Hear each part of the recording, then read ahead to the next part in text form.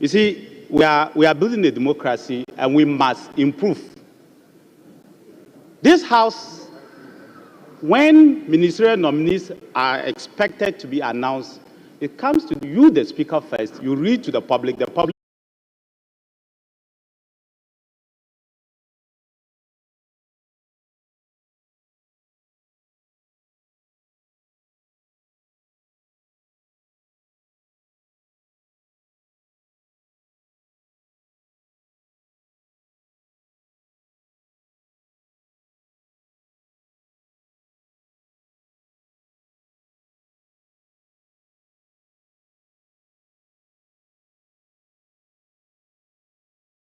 and several fake accounts are opened daily by these criminals. These malicious actors are not only impersonating public figures, but also Mr. Speaker, this country needs to be more stringent and targeted with its legislation in place.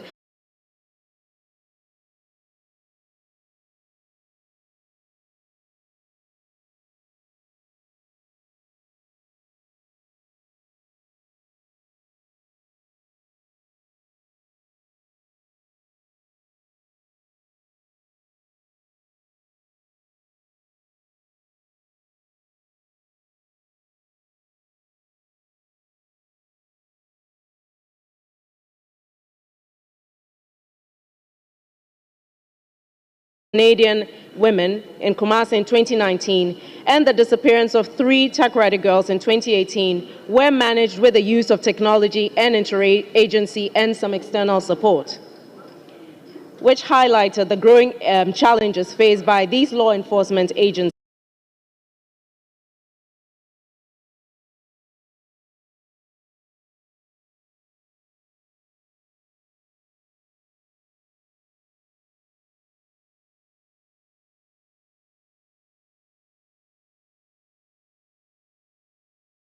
Public safety by reducing response time to incidents. Furthermore, it facilitates the gathering of admissible evidence, thereby strengthening our legal case against offenders and improving law enforcement. However,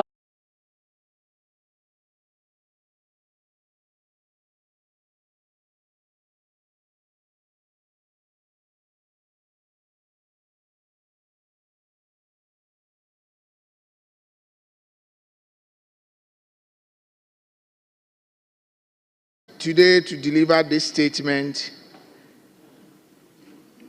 on exploring the synergies between effectiveness as we approach the reading of the budget for the 2025 fiscal year. Mr. Speaker, economic transformation has been at the core of development planning in Ghana, and revenue mobilization remains a prerequisite for the effective implementation of government policies, plans, and programs.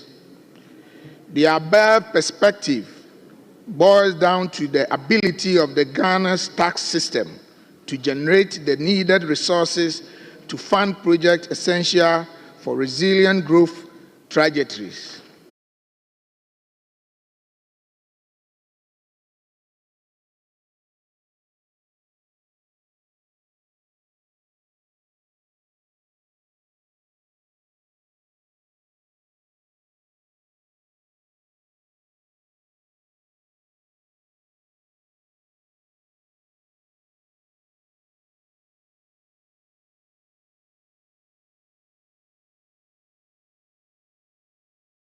Of 18 to 20% revenue to GDP ratio by 2027. Mr. Speaker, in the last 2 decades, the Ghana Revenue Authority has embarked on a new approach focused on the digitalization of tax transactions. The goal is to cut down on in-person transactions in tax administration, making the process faster and more cost-effective for both taxpayers and tax officials. To achieve the reforms, Mr. Speaker, digitizing Ghana Revenue Authority operation, surge revenue performance, and this should continue with even greater investment in digital technology to ensure the effectiveness and operations of the Revenue Authority. Digitalization is the engine of economic growth. and the World Economic Forum affirmed this in their 2025 report. Mr. Speaker, I will encourage the Finance Minister and his team to continue effort to digitalize domestic revenue mobilization for effective implementation of government policies, plans, and programs. Mr. Speaker, I thank you for giving me the opportunity. Thank you. Thank you very much. 1, 2, 3, 4, 5. Anyway, let me begin with the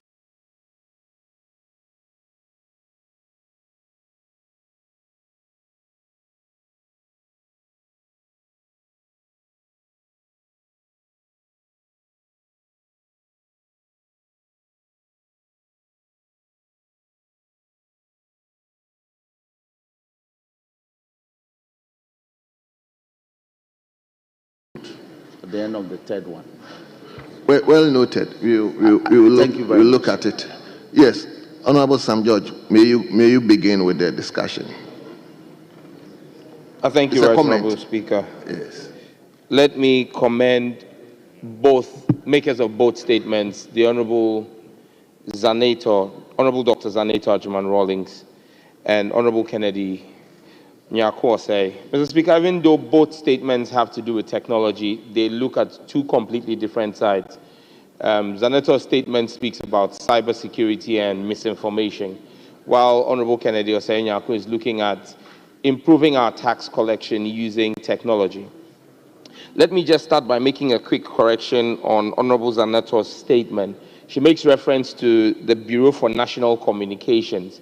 This House amended the Securities and Intelligence Agencies Act. And so now we no longer have the Bureau for National Communications. We have the National Signals Bureau, which took over from the BNC. But Mr. Speaker, let me state that the point she makes, I want to believe everybody in this House, the 275 members in this House, have suffered. Even if you were to issue a summons for Meta to appear before this Parliament's Committee on Communications, I doubt that you'll be able to summon anybody to appear before this committee. However, the US Congress is able to do that, and the EU Parliament is able to do that because of their collective weight. You don't have Meta appearing before individual EU countries. But if we do this as collectively, I believe we'll be able to push it. Mr. Speaker, another thing we need to look at critically going forward over the next 4 years is training for our judiciary. Because the statement Zanator makes points out the fact that even when there have been arrests made, it's difficult to secure convictions because the judges are not well skilled in how the interpretation of the material that's been put before them for prosecution should be used. Honorable Zanator makes a recommendation on getting an IMSI vehicle and handing it over to the Ghana Police Service. I'm happy that in her own statement, she makes reference to the fact that many people are worried about what such technology in the hands of law enforcement can become. I would urge that even if we decide to go down that route, we should rather hasten slowly and put that equipment in the hand of the Cybersecurity Authority. The Cybersecurity Authority is still tailored as a civilian institution. When you put this in the hands of fully law enforcement of institutions, Mr. Speaker, our safety is at times questionable. Mr. Speaker, the ministry will be coming again to deal with the issues of mis- and disinformation with legislation to this House. And I will urge members of Parliament to support it. Because, Mr. Speaker, even in this chamber yesterday, there was misinformation. In fact, in the past 1 week, this House has carried out business on 2 occasions on the back of misinformation. The Appointments Committee of Parliament had to deal with an issue of mis- and disinformation when it invited Oliver Bakavomawo, because there was no authentication of what the committee put before him as his own post. Meanwhile, it was doctored. Yesterday, the Honorable Member for Damongo, Honorable Abu Jinapo, made reference to a photo that had been altered and digitally created on the floor of this House. It's important that we take misinformation and disinformation seriously and deal with it once and for all, and crack the whip and make sure that persons who are actively engaged in this face the full rigors of the law. And Mr. Speaker, with your support as Minister, we will bring legislation to deal with it.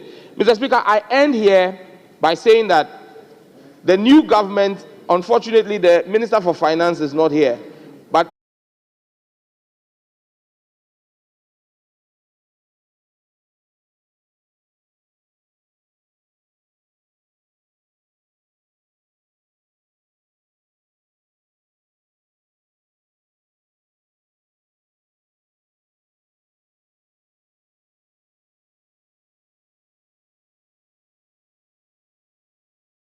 Zenato, Dr. Zenato, and soon to be Dr. Kennedy Osenyako. The Speaker, just like the Minister Designate for Communication pointed out, the two statements, at the heart of the two statements are issues of digitalization. But you see that they completely vary in terms of reach. Mr. Speaker, I have had several instances where people have created fake Facebook accounts in my name. I mean, it got to a point where I had to issue disclaimers on my Facebook, on my social media platform, saying that if you see any Facebook, social media account in my name without the verification tag, without the blue tag, then it means that I'm not the one. And I would want to join the chorus as and importantly, even help our young girls who have engaged themselves or they've been involved in this cyber crime or they are victims of cyber crime. We need to bring them back home. It is difficult. Sometimes when they overstay or when they get to the UAE, their masters, those who sponsor them, seize their passports. They seize their passports and they are unable to come to Ghana. So once the visa expires, then I think the UAE government has a policy where every day when you spend a day in UAE, you are charged a fee. So it piles up, and these young girls are left at their own mercy. Sometimes when they get the opportunity,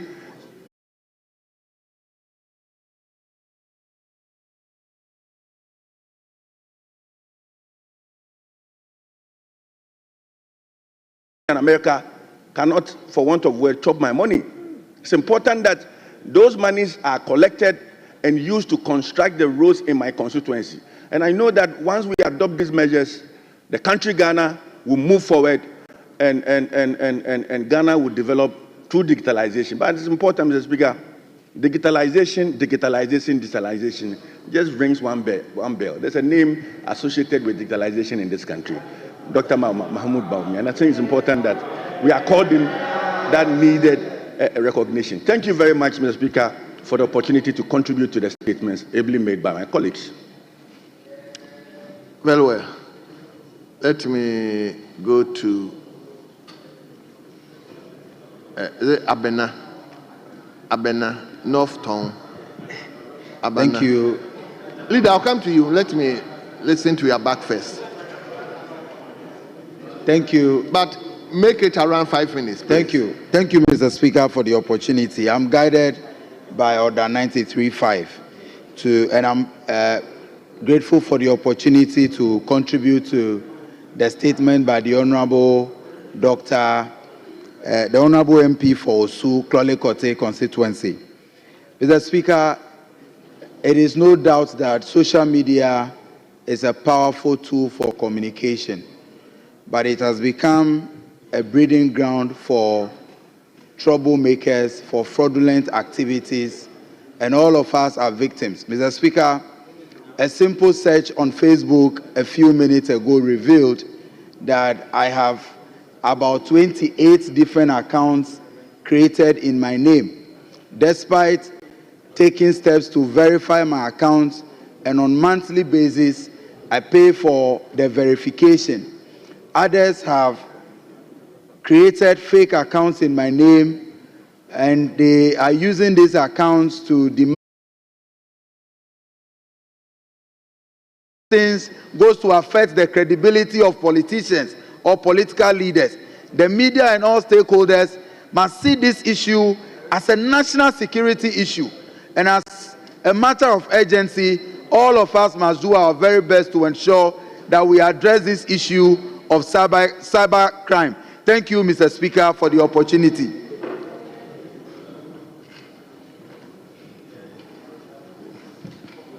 Thank you, Mr. Speaker. Mr. Speaker, I seek your guidance. I am not really and truly contributing, but there was a point that was made by the freshest communication minister. He said that the House conducted business on the back of misinformation, and then cited Oliver Barker-Vormawor. The Speaker, I just, for the purpose of records and Hansard, I just wanted to make Honourable Member, I give you the floor to comment on the statement. Yes, Mr. Speaker, it is important for the records and the media, like we are talking about social media. It is very important that Oliver Barker-Vormawor was confronted with two documents. One, he admitted posting or commenting to same. The other, he denied. That is just the point for the purposes of the record and Hansard. Because, let's Speaker, these our friends and colleagues are very, very active on social media. And the next moment, the next minute, you see them writing something about what the communication minister said, and then it will degenerate into something else. So I just wanted to put this on record, that there was two, one he admitted, the other one he alluded to somebody else, not coming from him. Thank you, Mr. Speaker. Well. So then I'll come to, his is not a comment, he was more or less, so I'll give the floor to former Minister for Finance. Thank you, Right Honourable Speaker, for the opportunity to contribute to this important statement made by the Honourable Kennedy Osei on the role of digitalization in improving on revenue performance. Digitalization really has come to stay, and the contribution of digitalization towards enhancing revenue performance, both in the area of revenue collection and also in the area of compliance, is evident in the numbers that we see in our revenue. Some of the measures that were implemented to improve revenue collection using digital solutions well known to us. Mr. Speaker, we have, for example, the Ghana.gov payment platform, the electronic invoicing for VAT, what we call eVAT platform. Then we also have ICOMS. These have all contributed to raising the levels of revenue that we have collected. On page 2, and I think paragraph 4 of the statement, this is far below the 18% we are supposed to be achieving by 2027. I would like to report that over the last 2 years, the government has achieved so much to the extent that we are very close to achieving the 18% before even 2027. As of the end of last year, 2024, tax to GDP ratio was 17%. We took it from 13.8% in 2022 to 17% as of December 2024. That's very significant, and that is moving from 75 billion Ghana cedis to 154 billion Ghana cedis. So through the efforts of the government, finance, to continue to pursue these policies and measures to achieve the tax to GDP ratio of 18% this year, and not 2027, because that is possible. That can be done. If we've done it from 2022 to 2024 by about 3.2 percentage points, then it should be possible for them to achieve it if we have to do 1 percentage point this year.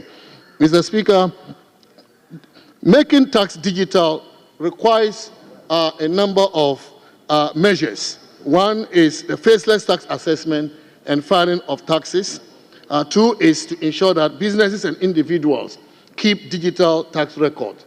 And the third one is to simplify tax audits in order to improve on the compliance. And this is what the ITAS referred to in the statement is intended to achieve.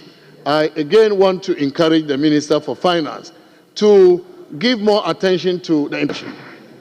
Thank you very much. Yes, let me look at. Thank you very much, Mr. Speaker. Your name? Emmanuel Kwekubu, Pro East. Very well. I want to contribute to the statement made by the makers, honorable members of our colleagues, honorable members of this venerable house. In fact, when you look at this particular issue, it is an issue of great concern.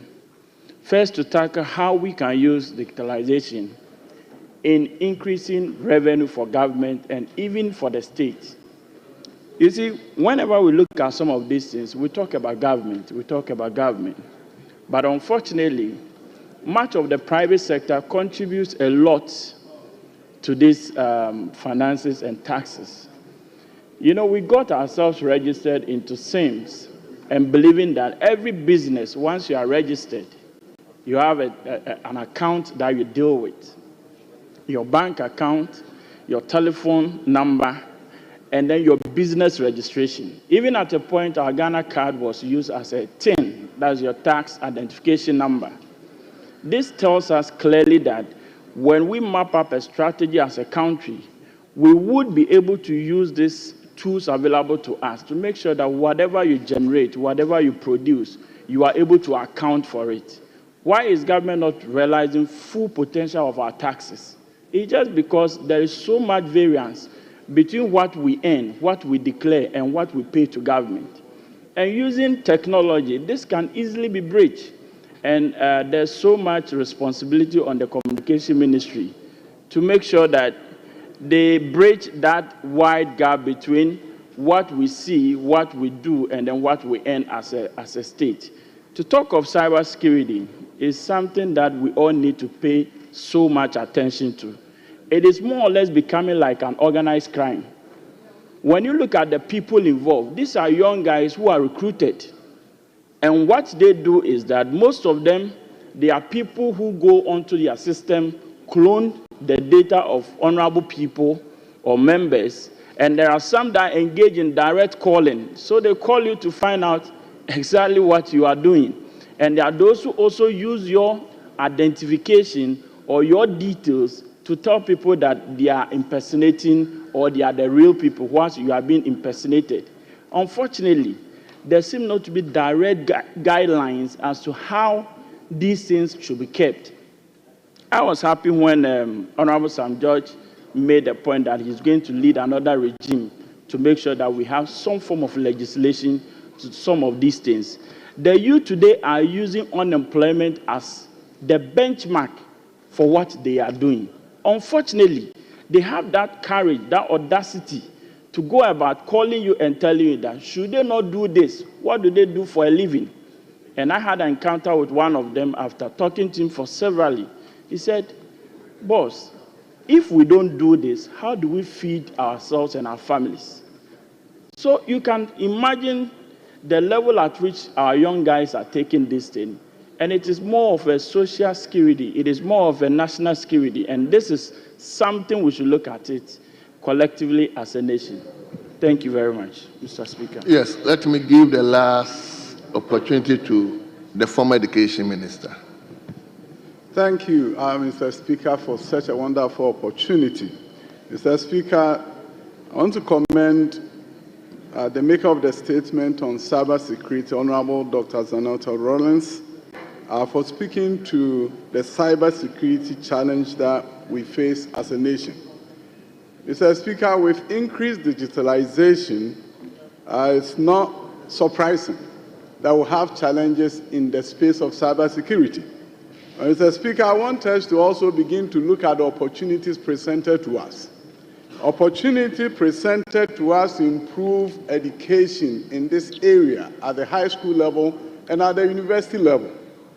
Mr. Speaker, in the United States, it's estimated that 500,000 cybersecurity jobs have gone unfilled, and it may go unfilled for years to come.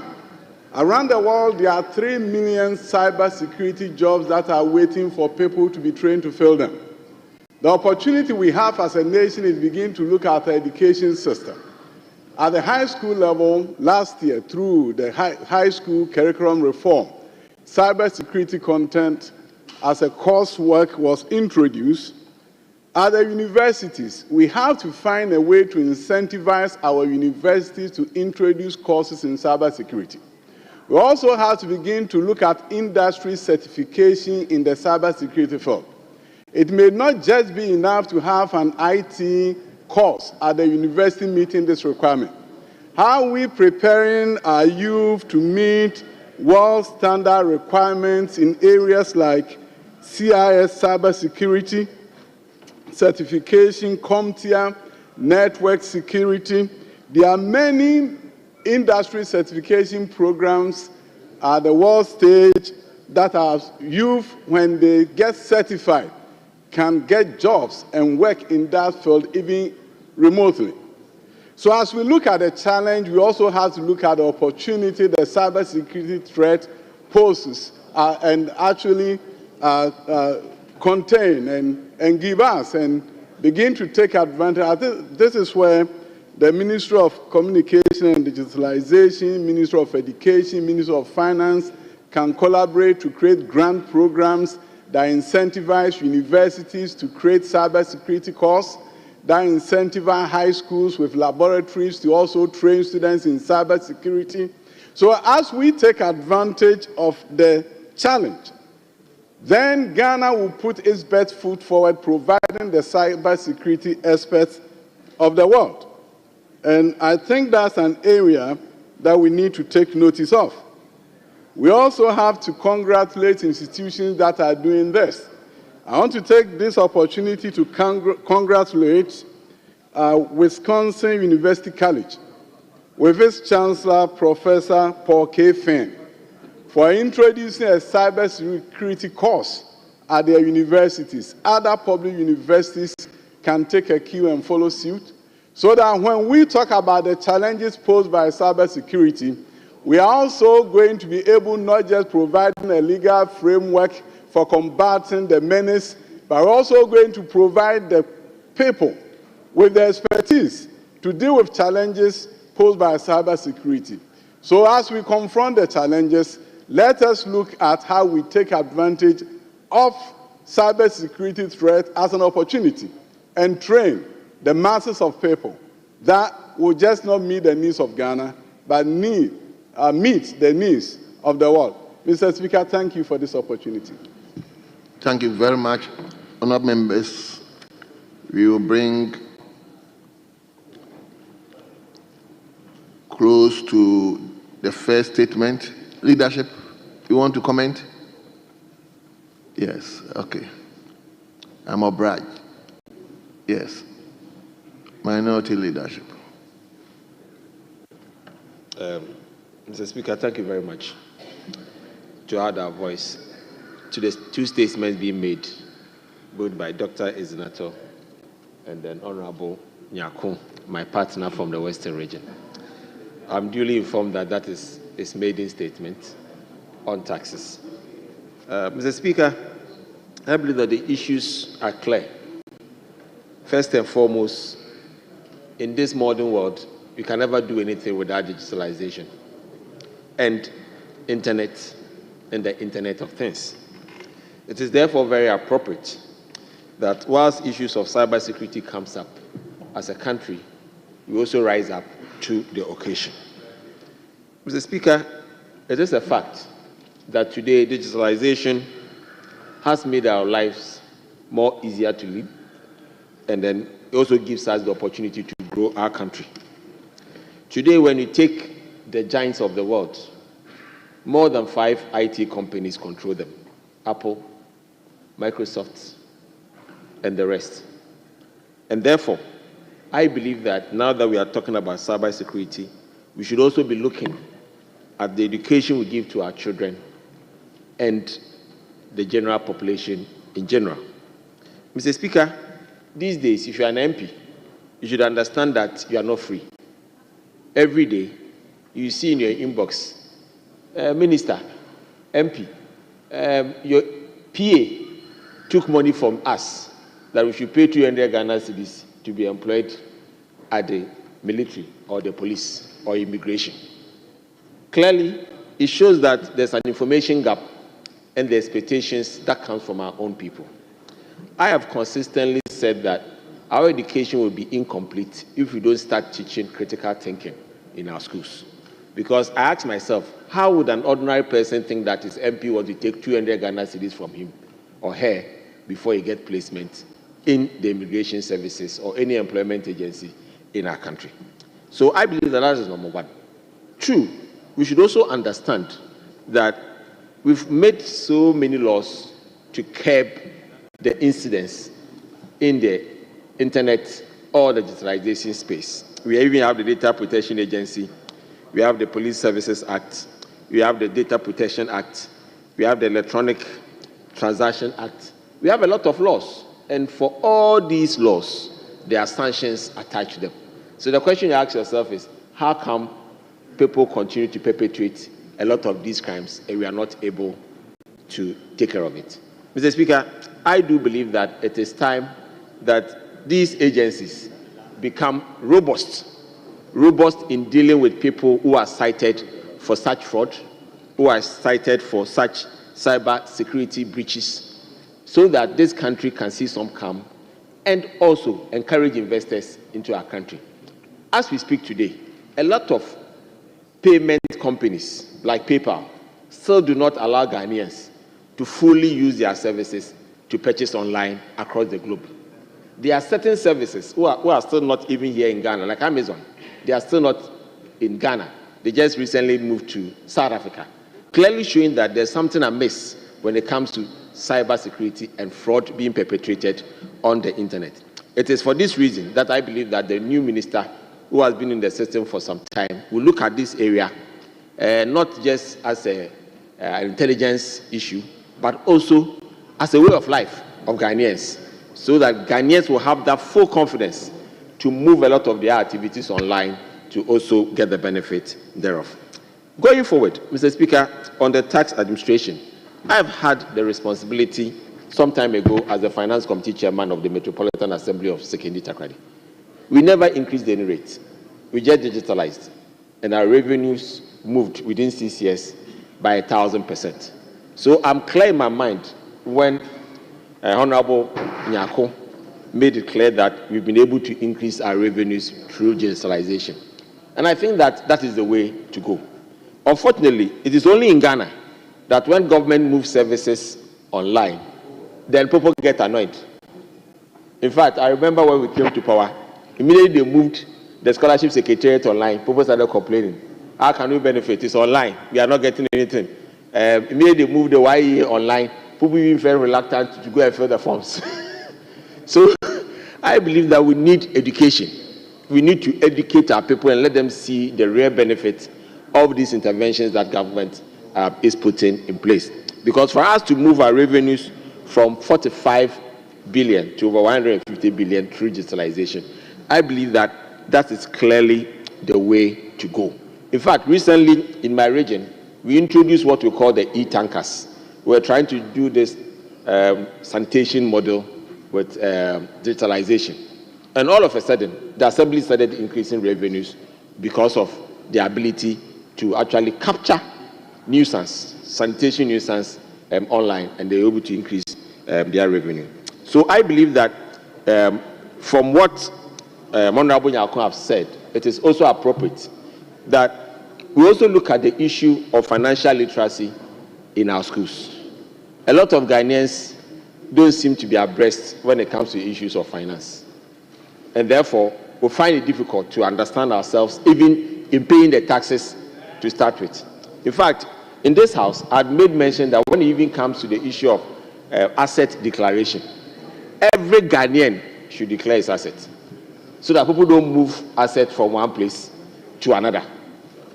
But when you say it, people will start telling you that, hey, why are you trying to go there? But Mr. Speaker, there should be a basis. There should be a basis so that we can all understand that paying tax to the state is good. And therefore, the suspicion amongst ourselves will also... I said declare it. I didn't say make it public. I said declare it. If you declare it, it's good. So people can move assets across. so that when the tax officers are now going to ask us to file online, to use our Ghana card to do this, blah, blah, blah, there can always be that connection, that interaction, and then for us to trace to the last mile so that government can get the benefit of our taxes. Thank you very much, Mr. Speaker, for the opportunity to ask. Lastly, Honorable Majority Deputy Leader. Thank you very much, Mr. Speaker, for the opportunity to contribute to this very important statement made by my able friends, Honorable Senator Rawlings, and a similar statement made by Honorable Kennedy Osei-Nyako. Mr. Speaker, cyber crime cases have indeed become very alarming. It is not just peculiar to Ghana, but actually it's a global thing. And it looks as if the technology is ahead of the regulation. Mr. Speaker, we have a lot of regulators who are actually technocrats and not practitioners in the technology or the digital world. And therefore, they have challenges with the people who are perpetrating this type of crimes. Mr. Speaker, some of the recommendations that Honorable Senator Ajman Rawlings had made here are very important. Mr. Speaker, we need to have the kind of equipment. Such matters that are reported to the police and other agencies who deal with these things are not actually equipped and don't have a good understanding of the technology to be able to deal with the problems that we send to them. And these platforms that have actually become, they are quite numerous. You know, you talk of the TikToks, the Twitters, Facebook, and what have you, are not actually being as responsible as they should. And they are being taken on by the mighty countries like the United States and Europe and others. But in Africa, we don't actually have the strength to take these platforms on. Therefore, the service that are provided to us are not as good as other people get elsewhere. Because in other countries, there are penalties that these institutions pay to government. And if that is not there, then obviously people are going to get away with doing all the things that they do. It is difficult, and I'm sure it has affected a lot of people here, that when you get all these fake accounts and all that, to be able to actually get them shut down, even with verification, because we are not having the regulations and what we need to be able to do these things. When it comes to what Honorable Kennedy Nyako said, Mr. Speaker, when it comes to revenues for technology, we are just scratching the surface. You hear various finance ministers talk about widening the tax net and all that. Mr. Speaker, yes, you can widen the tax net for the informal sector and all that. But this technology and digitalization are actually in the formal sector. They are not informal. Therefore, we are not doing enough there. Are we equipped with people in the GIA, with technology to be able to trace some of these institutions, to be able to get us the taxes that they should pay? And the answer is no. When you go to the Ministry of Finance, it's the Ministry of Finance itself hiring practitioners who understand this modern day technology to be able to pursue the taxes that some of these institutions are due to pay us. So we have the minister designated here. I know he's well equipped, and I hope that he will go to his ministry and equip the ministry and its agencies to be able to have the sophisticated equipment that we have today. The criminals are far ahead of us with the technologies that they have, and we need to fashion out the policies, the regulations, and what have you, to be able to get these scammers. And on the finance minister is not here, but I know he will hear the former finance minister had the opportunity to make a good contribution, and I hope we will follow that up in going for taxes that we can get from the formal sector, but from the technology and the digitalization space, and not just talk about widening the net and widening the net to all these informal sectors that for some reason we are not able to do. But the hanging fruits are still within the formal sector, where these technology players actually play. And I thank the people who made this statement for a good job done. Mr. Speaker, with these few words, I thank you.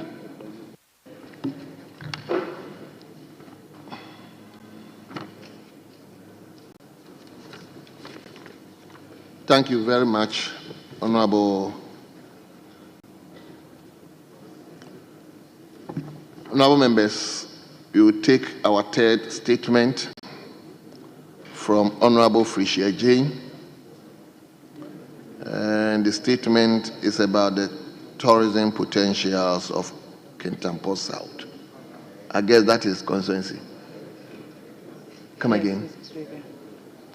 Honorable member, before you take the floor, I think the minister designate would like to give a message in relation to the discussion we just had. So, Honorable Minister, yes. Thank you, Right Honorable Speaker. I was just saying that based on what the Honorable Opoku Davis, OPK, said, I would plead with both whips to compile a list of the official accounts on all social media platforms, Facebook, Twitter, Instagram, and TikTok, and furnish the ministry with that information. That will allow us to engage the platform owners to build and do a verification. Because when you look at our colleagues in the US Congress, they don't use the blue tick. They actually have a gray tick for public officials in government. That's even different from the blue tick. And so we will be engaging with the platforms if you furnish us with those details to get that level of verification and then do public sensitization to the Ghanaian public that unless you see a gray tick, do not see this as an official government handle. Thank you very much, Mr. Speaker. Very well. So, yes, Leader. Speaker, I believe that the request by the Minister for the sector is in order. And I want to urge my brother on the other side so that we should be able to gather these names by tomorrow. Because, Speaker, as we speak, as soon as you succeed in collapsing a fake one, several other fake ones are generated.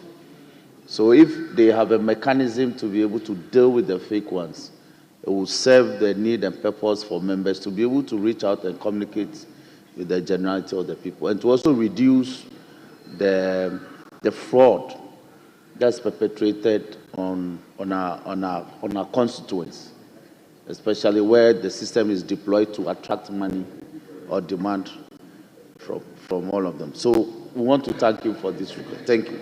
Very well. Yes, Honorable Jerry, you want to say something? Yes, Speaker, especially when there are a lot of invitations to tweet with reference to people saying that you have to pay 200 cedis for you to be employed. And my friend Afia Bekpo has suffered a lot of those. It's high time to support the call from our brother and finish him with all our proper emails and other social media handles so that all of those ones are verified for the security of members. So we are minded to support this call. Thank you very much. Thank you very much. Yes, let me now invite Honorable Frisia Jane to take the floor. Thank you, Mr. Speaker. Mr. Speaker, I am honored to stand before you today, proud and humble, by the trust my constituents have placed in me for the second time after I lost my seat in the 2020 elections. My journey to this moment has been challenging, yet transformative, preparing me to serve my constituency with vision and pride. Mr. Speaker, as a woman in leadership, I am proud to be part of a growing community of women breaking down barriers and glass ceiling. I commend His Excellency President John Dramani Mahama for empowering women in public service. The selection of Her Excellency Professor Jenana Opoku Agyemang as running mate and now Vice President of Ghana demonstrates the President's commitment and the Ghanaians' people's acceptance of women in public service. Mr. Speaker, to young women and girls out there aspiring to leadership, I say the sky is not the limit, it's only the beginning. Mr. Speaker, our constituency is rich in tourism potential, boasting attractions like the Kintampo Waterfalls, Kintampo Fila Falls, Kintampo Village. However, poor road network and inadequate telecommunication infrastructure hinder tourism growth. Mr. Speaker, most of our roads leading to important tourist sites are in bad shape, making it difficult for tourists to access our attractions. Critical roads such as those connecting Jema Town and Amoma Town to Amoma Nkwanta through Agena require urgent attention. Those roads are a nightmare for road users, farmers, and traders. Mr. Speaker, some of the major roads in need of repair include Amoma Nkwanta through Agena to Ofuman in Techman North constituency, Shreso through Boadi to Nyame Asem, Asante Okra to Ayoya, Sabule through Mansie to Subrenso in the Wenche district. Mr. Speaker, these roads are a lifeline connecting our communities, facilitating trade, and promoting economic growth. I humbly call upon the government to put the necessary steps to fix the roads.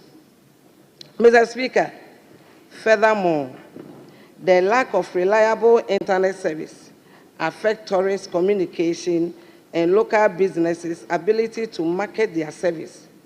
I appeal to the government to invest in our tourist sector, particularly in Kintampo South, to improve lives and promote tourism. Mr. Speaker, to boost tourism, the government can encourage local businesses to participate in tourism efforts through initiatives like launching training programs for local entrepreneurs on marketing their services to tourists, creating local tourist board to coordinate promotional efforts, offering micro grants to small businesses to enhance tourism-related services, developing investment plan for infrastructure development in the tourism sector. Mr. Speaker, I appeal to His Excellency President Mahama to consider the repair of our roads and development of our telecommunication infrastructure. Let us work together to put Kintampo South on the map as one of the best tourist destinations.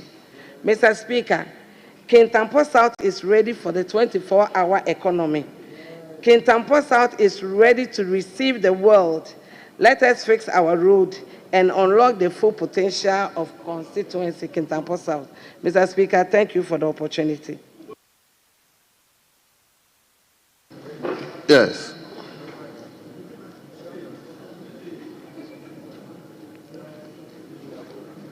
Let me invite Honorable Member for Bosome Freho. I think he is also located within a tourist area. So, Honorable member for Bosome take the floor now, but Yes, work around 5 minutes. Thank you. Mr. Speaker, I would like to commend the maker of the statement heavily.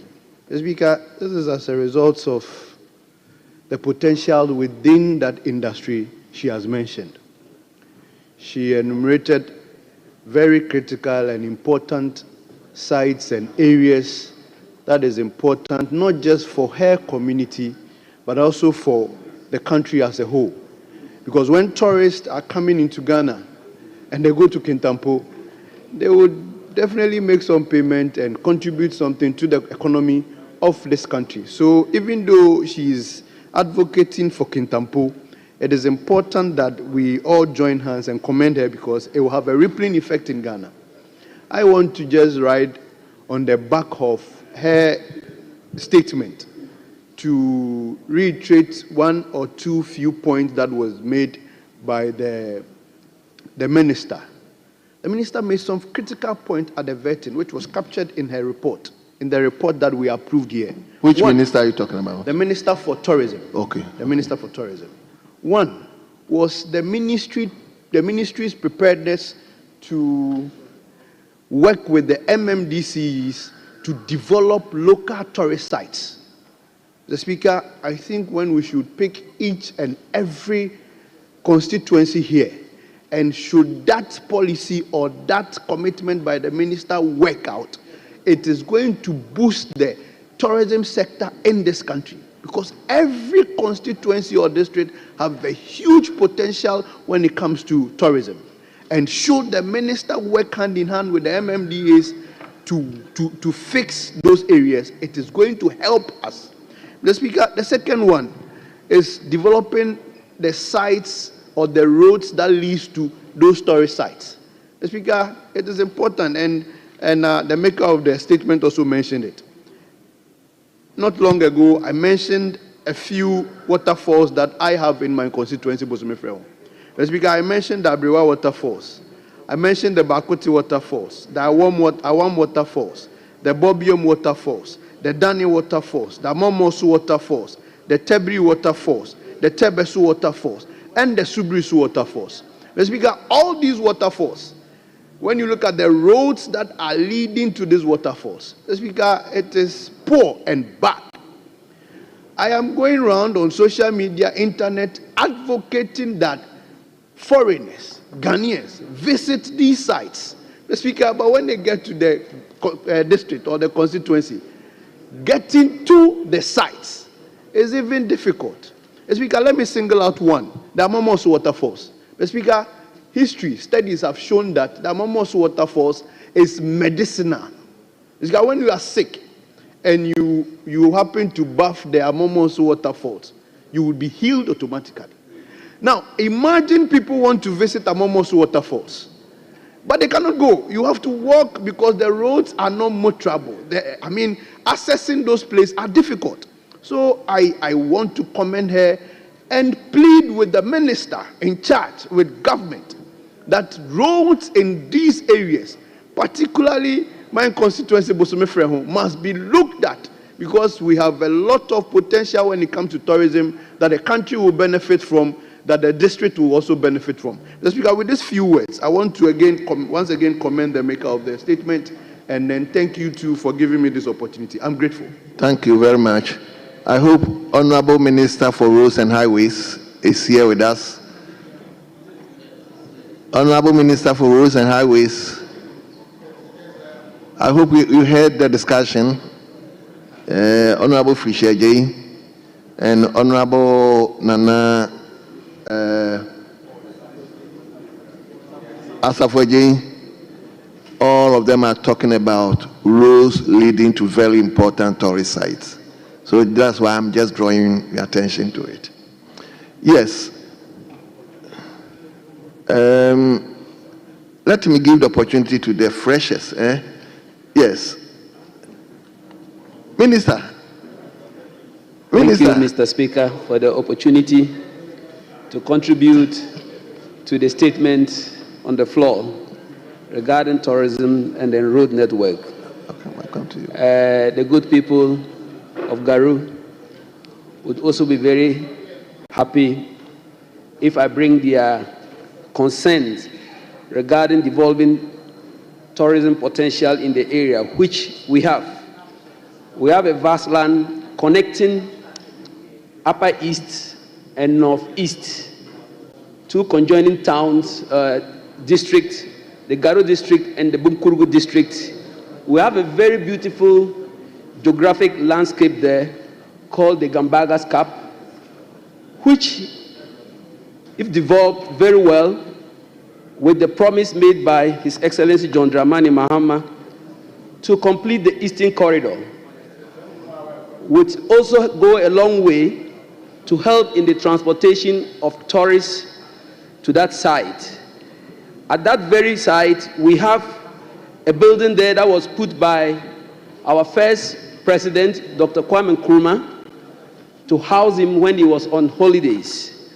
If we look at it very well, and we redevelop it and invest in that area, it would actually attract tourists to come to that area, and our people would have very opportune time or moment to invest and do trade there and make income and relieve and provide, provide jobs for the youth who are walking about. Besides the SCAP, we have a route there that elephants travel through it.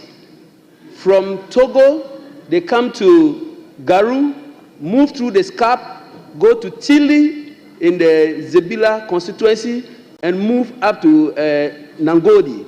If we are able to develop that place and actually develop the route and put a watching site there, whereby the tourists can climb, be on the mountain and observe the elephants passing, it will create jobs for the youth. We also have a waterfall within the SCAP that looks very beautiful.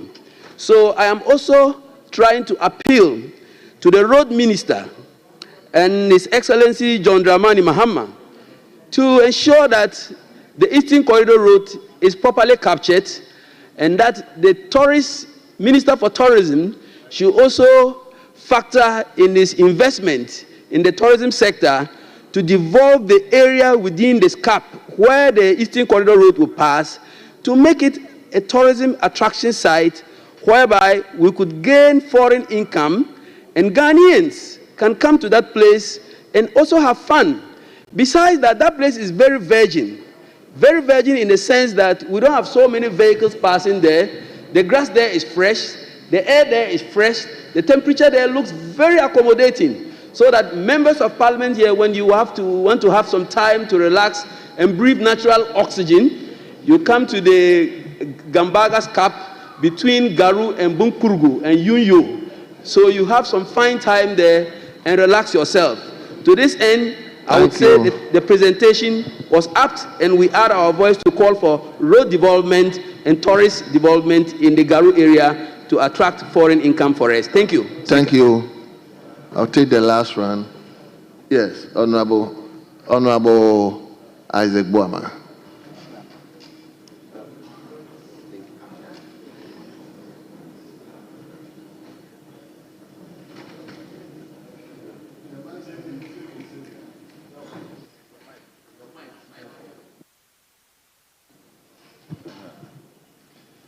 Thank you very much, Right Honorable Speaker, for the opportunity to contribute to this particular statement made by our Member of Parliament for Kintampo. Honorable Speaker, tourism is one of the most important areas that any country can develop to raise its national revenue or income. When you take Africa in context, Morocco currently serves as the biggest tourism in Africa, with a total of over 17 million people visiting Morocco per annum. In Ghana, we have many tourist sites scattered across the country. And yet, it is difficult to see the direction that we are going as a country in terms of developing tourism as an important area for revenue generation or for employment creation in this country. The question one may ask, if you look at budgetary allocation to sector ministries, how much is given or made available to the Ministry of Tourism for the ministry to be able to come up with different programs and initiatives to promote tourism? In fact, the maker of the statement mentioned some routes within the communities where tourism could flourish. And I cast my mind back as far back as 2000, 1999, 2000, the Ayoya, the Mansia areas, where I had the opportunity of driving through. And almost 24 years down the line, all of these areas remain undeveloped, or the roads have not been fixed. So it's a very important, if you take the Boabin Fima Monkey Sanctuary, what has been done about that area when it comes to tourism? And so I want to admonish, as a country, particularly the Ministry of Tourism, the sector minister, we should be able to have a second look at our direction as a country in developing tourism. We cannot develop all tourist sites across the country, but at least if we target certain areas and begin to fix our tourism eyes there, then as a country we can progressively grow from one area to another. Let me end here, Mr. Speaker, by just also saying that when we look at our tourist sites, we should also be interested in creating alternative or additional development poles around them. So if you go to a waterfall, beyond the waterfall, what are the other tourism activities that we create around those areas, so that people don't just go there to have a visit at a waterfall, but there are other things that will drive tourists to those sites. Thank you very much, Mr. Speaker, for the opportunity. Thank you very much.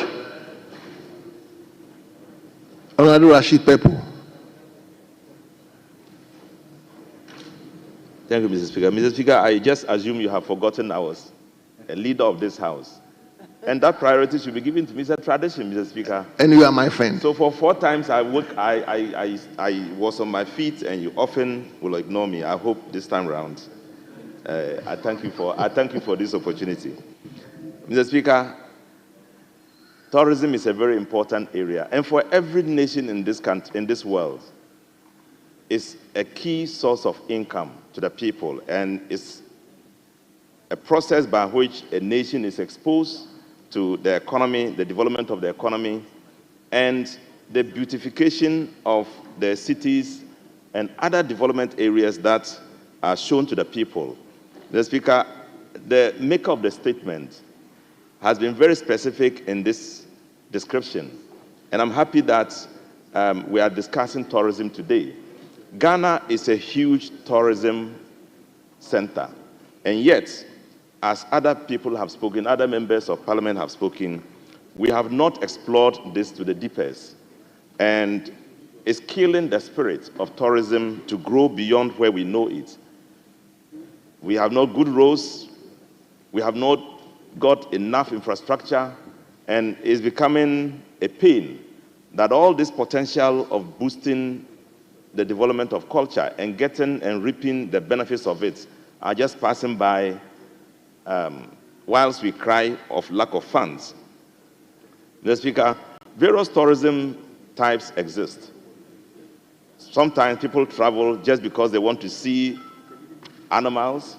Others travel because they want to do adventure. Some travel because they want to do medical care, and several other reasons for which people travel.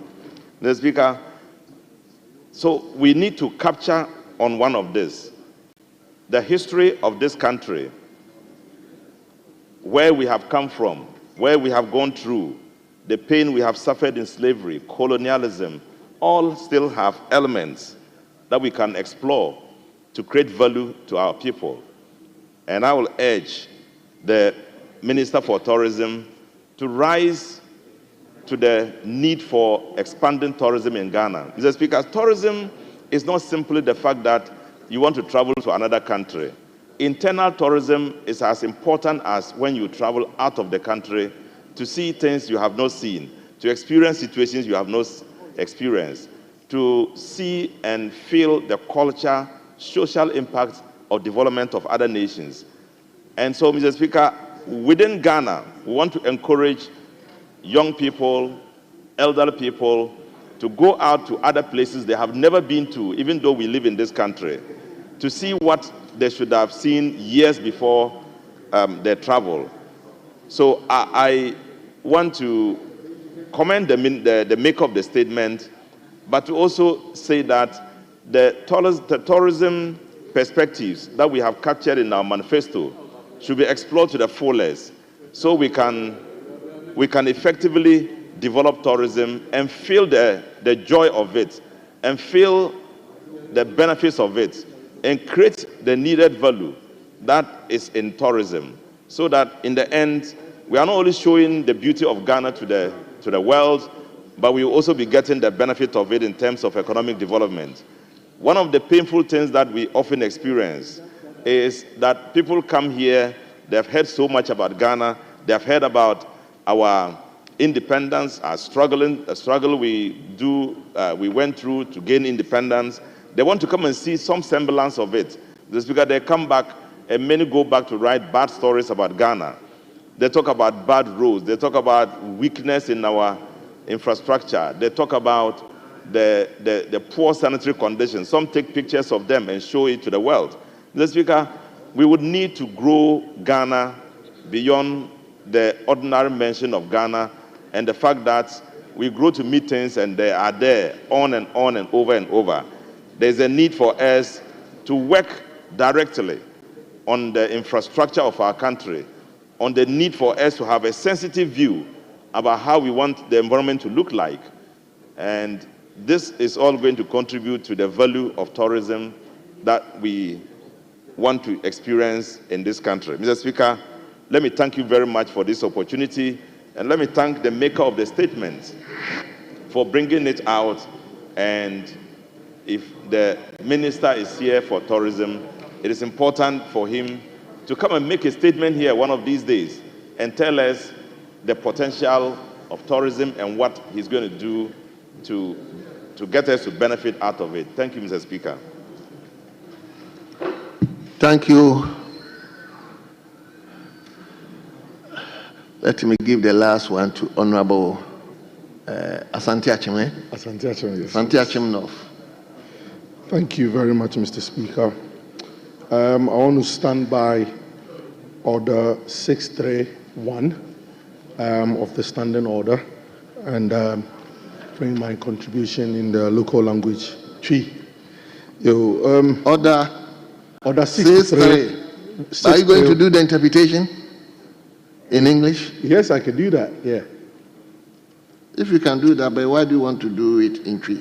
My constituents have told me severally that they want to hear or understand most of what we speak about in Parliament in the local language. So if I can indulge you on that, I would really appreciate it. Is that so? Yes, please. Right. Mr. Speaker, Didin Kameda Yunyaba Aye Felicia Ajay say Ode and some here we are today. Now, kakra me pese me kan yakwan enye dodona enye ewo Ghana ha and afi ye street lights ye maame no eka bibri efa tourism ho ye nim sene tourism eboa krubia sene itimide sika eba ema economy no emu epija.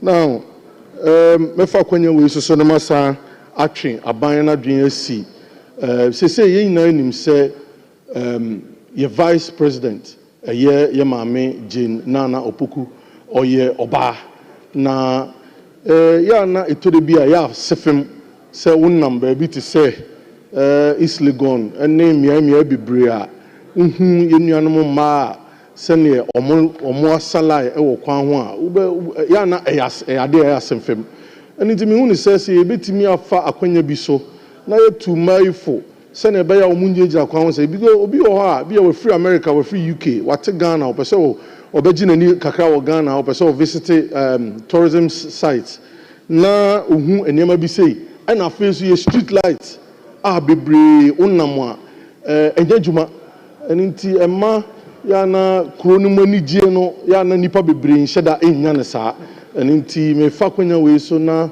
matwe aban no adwene asi problems a ɛfa yakwan a bebree nyɛ ɛfa yɛ street lights a bebree asɛsɛe ɛna afei yana sɛnea yɛhu ɛma bebree gyina ɛkwan ho a ebi a sɛ ɔmo nyɛ adwuma bi abara sɛ sɛbi bɛsi bra ɛna ɔmo bɔ ne yɛde atu ɔmo fo sɛ ɛnyɛ no nko na yɛ adwuma a ɔmo betumi ayɛ ɛwɔ Ghana ma mu ha ɛne nti saa bere yi mɛsan atoa so aka sɛ woba baabi te sɛ Asante Akyem North hwidiem kura fɛ hwidiem a hwidiem yɛwɔ waterfalls ɛwɔ hɔ a yɛpɛ sɛ yɛkorakora no yie sɛnea ɛbɛyɛ Asante Akyem North nso so tourism ni bi ebetumi apagya wɔ hɔ oba baabi te sɛ onyemso a ɛwɔ Asante Akyem North a ɛwɔ nso so yɛwɔ waterfalls ni bi wɔ hɔ a ɛnka yɛsusu sɛ aban no de n'ani kɔ hɔ a ebetumi aboa ama tourism wɔ Asante Akyem North nso so apagya. Mr. Speaker, thank you very much. If you want me to do the interpretation for us. Okay, right. Honourable members, let's listen to him. He has to do the interpretation for us. Right, thank you very much, Mr. Speaker. So I want to thank the maker of this statement, my colleague, Honorable Felicia Ejei. I know that she spoke about tourism in Ghana. She made mention of bad road networks. She made mention of a lot of street lights which are not in good condition. She made mention of problems within her constituency. And so I know she urged the government to intervene and put things right in her constituency, which will help with tourism in her constituency. I know that most of my colleagues here and my the honourable members in this house understand what I've put now, and so I will not continue more. I will not say much more. I think that's okay. They understand exactly what I've spoken about. Thank you very much.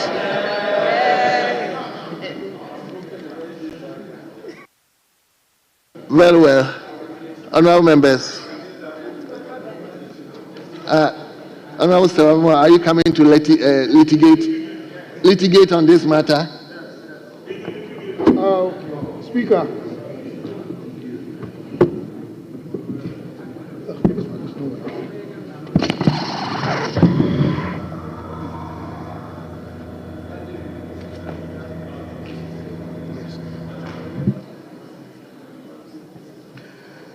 Mr. Speaker, thank you very much. Mr. Speaker, I think the Order 63-1, with a caption or heading Language of Proceedings, with your permission, I would like to quote.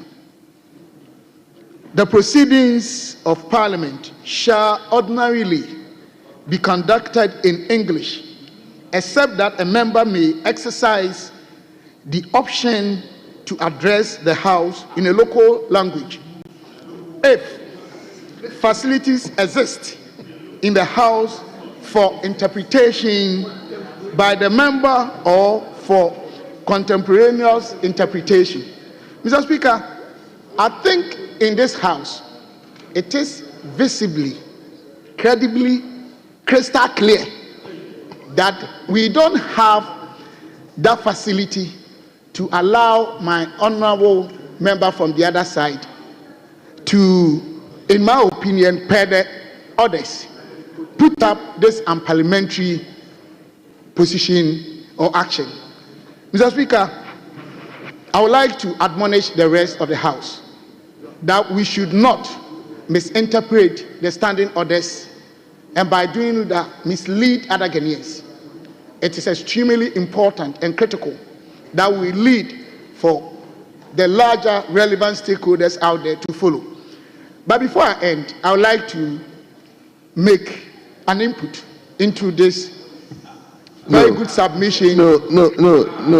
You let him listen to others related to the topic you just raised. Thank you, Mr. Speaker. Yes, Honorable Minister Designate for Mr. Speaker, Science. I just want clearance. I heard him say in the local, so I was wondering whether it's Chinese or it's Latin. No, honestly, we all heard him in a local, so I don't know what local is. He needs to expatiate on what is local. It could be Chinese because he has spoken. He has attempted speaking Chinese before. Honorable Motala, he's your friend, though. Mr. Speaker, that is the more reason why I am concerned, because I know my friend is capable of speaking many languages.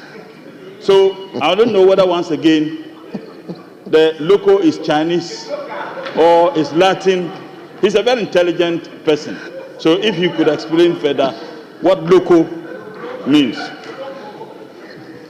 Mr. Speaker, if there is any means for us to allow the standard pronunciation system to be done here, I think I am a British trained. And Mr. Speaker, per the phonetics or intonation, C-A-L, if you want to pronounce that word, that vocabulary, it's not Carl, it's local. Go and check.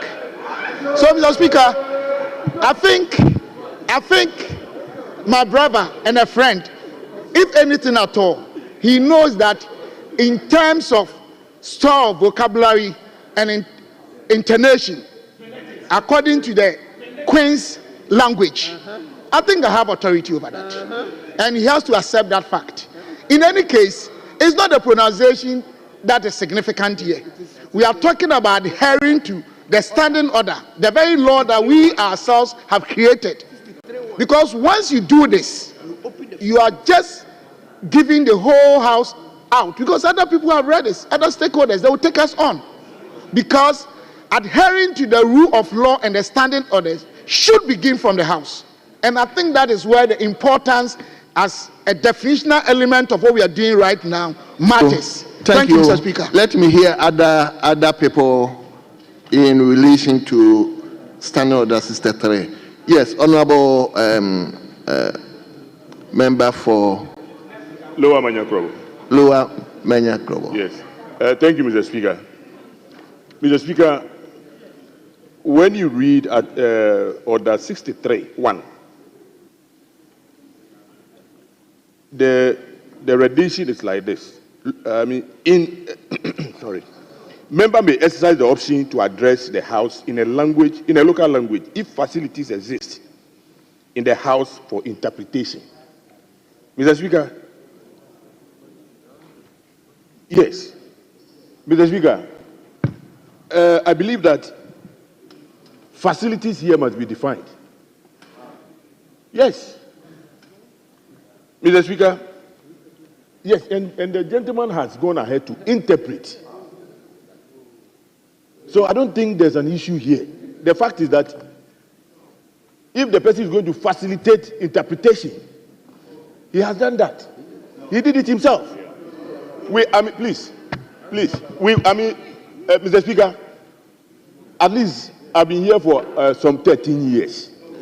And a lot of the time, speeches are made.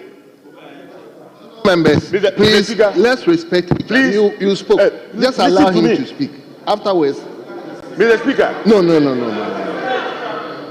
Speeches are made on the floor of Parliament, sometimes laced with the local dialect. And members are given opportunity to interpret. That is it. No, it's the same thing. It is the same thing. What facilities are we talking about? What is the meaning of facilities? Technology. The best technology is a human being. Yes, so there's no, I don't think that this is an issue. Yes, he has facilitated the interpretation. Thank you very much, Mr. Speaker. Honorable members, let me go to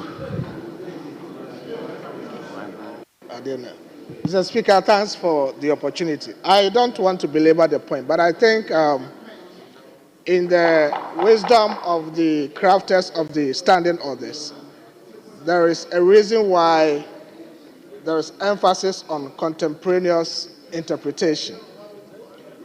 If we say that anybody can speak in any language and interpret without placing emphasis on contemporaneous interpretation, you will be here, and a whole leader will speak for 30 minutes, 1 hour, in a different language, and come to tell us that he wants to interpret that in English language. That is going to prolong our sittings. It's going to delay us unnecessarily. And so I think that the emphasis on contemporaneous interpretation is something that we must adhere to. Other than that, we leave room for people to say what they want to say for how long, doing filibuster, and then come back to say that they want to interpret that in English language. I think we have to pay attention to that. Very well.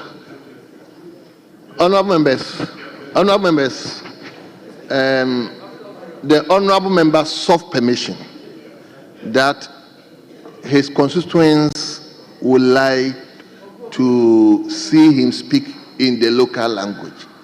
So when he sought that permission, I insisted. Then afterwards, you have to do the interpretation to more or less to the whole nation. So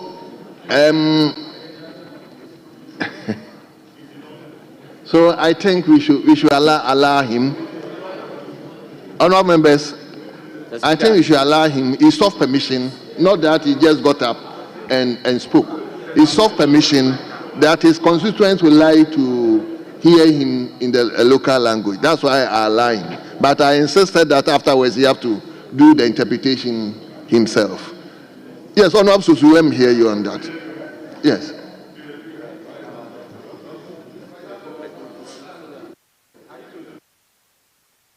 Mr. Speaker, the fact remains that the order says interpretation by the member. Yeah. No, please. Interpretation by the member. Read the standing orders. And then the other option, Mr. Speaker, the other option, listen to me. The proceedings of Parliament shall be ordinarily be conducted in English, except that a member may exercise the option to address the House in a local language if facilities exist. Hold it, please. In the House for interpretation by the member, or the other one is an option, or for contempt, or please, it's an option. He has facilitated the understanding of whatever he has said in Tree, so that's okay. Please, it's okay. Sorry. No. That. Honorable Talabi, please address the chair. Honorable Talabi, address the chair.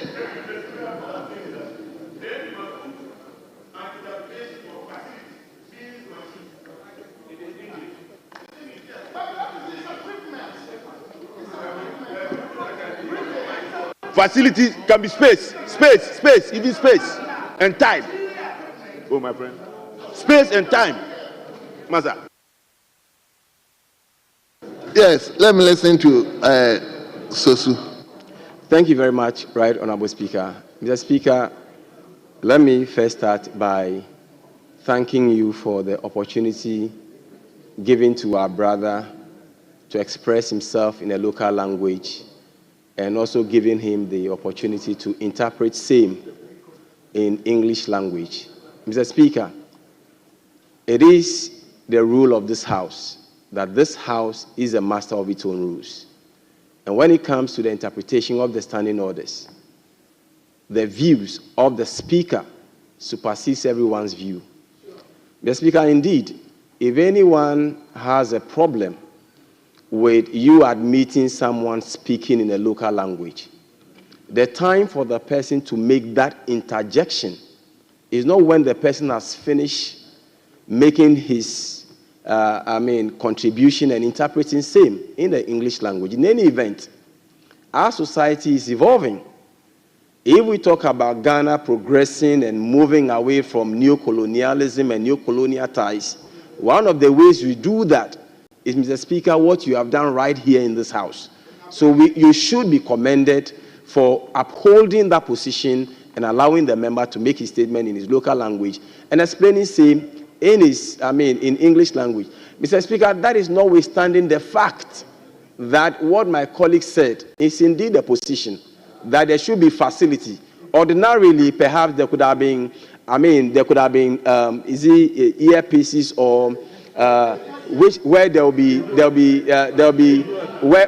Mr. Speaker, where whilst he's speaking, somebody may be interpreting same contemporaneously, or Mr. Speaker, that there may be an interpreter in the house whilst he's speaking in Cree. When he says one word, somebody interprets, so we know that it's contemporaneous. Mr. Speaker, but my point is that notwithstanding this position in the standing orders, Mr. Speaker, no one can take it away from you unless somebody wants to challenge your view on this matter, by which means the person will have to come by a motion. So, Mr. Speaker, thank you very much for upholding this position. Thank you, Right Honourable Speaker.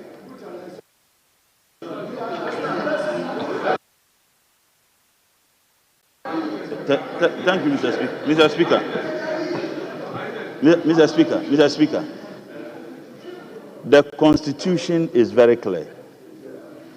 You are qualified to be a member of Parliament or contest for same if you are 18 years and above with sound mind. I have never heard that you should be able to speak. So 21 years, sorry, and above with sound mind. I have never heard that you should be able to speak the Queen's language as my brother was espousing. I haven't. Oh, listen to wisdom. I haven't heard anywhere.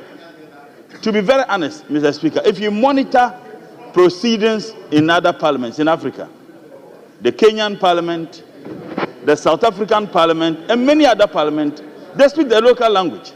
For me, this should ignite a national conversation around the acceptable, so to speak, language we must all use to communicate in this parliament. For me, what he did deepens our appreciation and value we have for our own languages. If we were to have a nationally accepted language in Ghana, I don't think that this would have been an issue in this House. But because we haven't been able to do that, that has occasioned sometimes some of this debate. Now, I don't want to get into whether he gave an interpretation of what he said or not. I really do not think it's an issue we should be debating about. More so when he sought permission from the Speaker. Can you imagine how his people will be feeling watching him speak a language they understand? He represents a constituency first and foremost. Even those of us who are here on the ticket of political parties, the first responsibility we have is the constituency that we represent.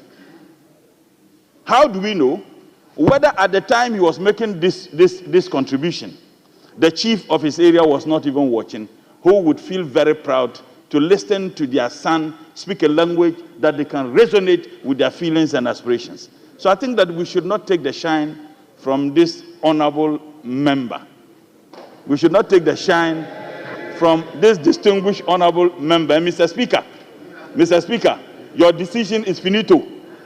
You gave him the permission to do so. Let no one talk about any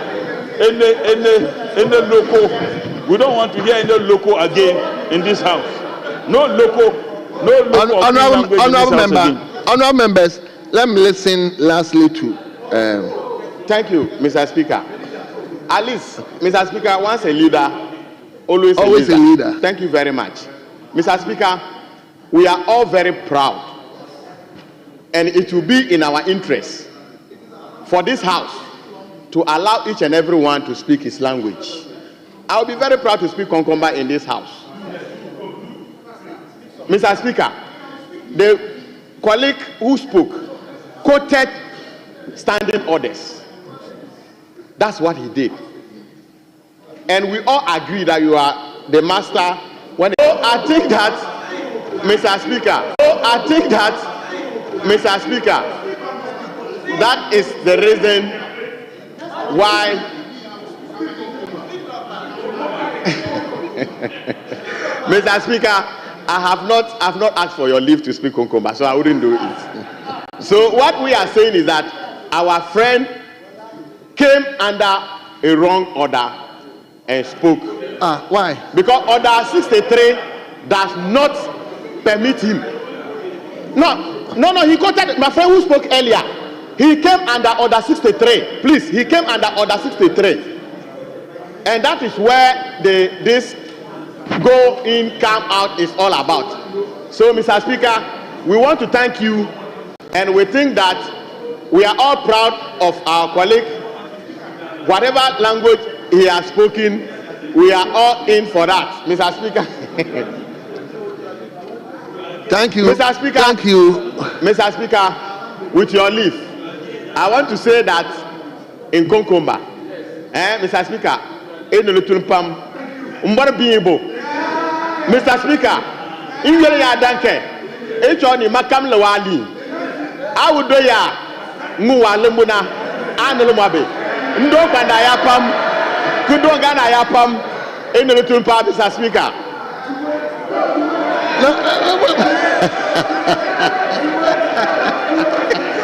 Mr. Speaker, so to it, Mr. Speaker, what I'm simply saying is that we should try and make room for each and every one in this house to be able to use his language. And I also want to thank you and to also thank the people of Panda for this opportunity. Mr. Speaker, thank you very much. Very well. Honorable members, I think this particular session is more or less triggering the nation into a very important area, which is the language, the official language. Like Honorable Mutala said, some of us have visited East African countries, go to South Africa, and elsewhere. They have developed their local language in doing most of their official activities. So I think we are triggering this particular discussion, and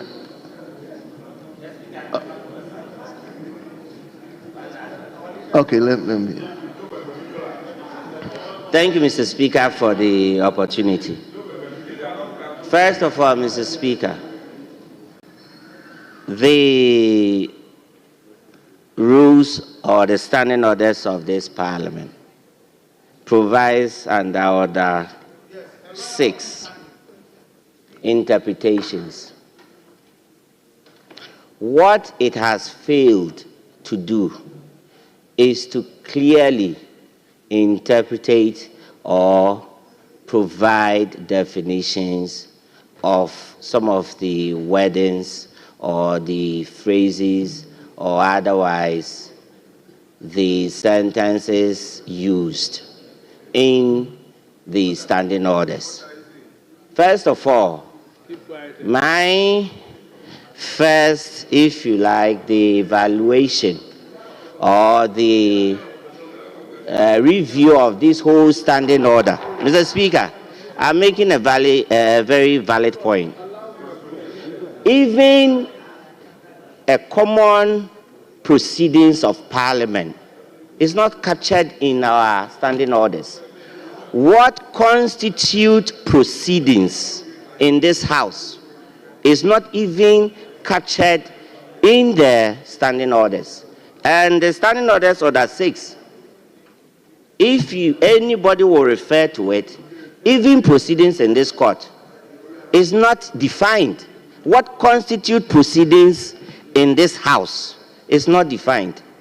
Now, when you move to Order 61, that has been at the center of 63, that has been in the center of this even argument. There is no interpretation put on any of the words used in that order. And that is what is creating the confusion, perhaps, in this House at this stage.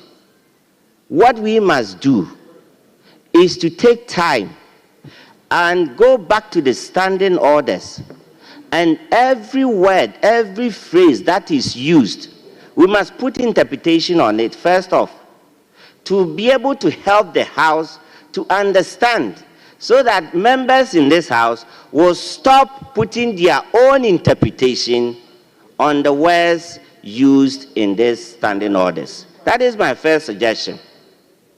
My second suggestion, Mr. Speaker, is that the word contemporaneous, in the absence of any interpretation in the standing orders that is guiding this court, we must put a simple Oxford dictionary meaning, or a simple Oxford dictionary meaning to the word contemporaneous.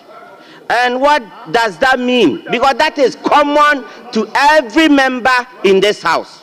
Simply because, as a lawyer of 15 years at the bar, we are guided, Mr. Speaker, we are always guided by the laws of interpretation.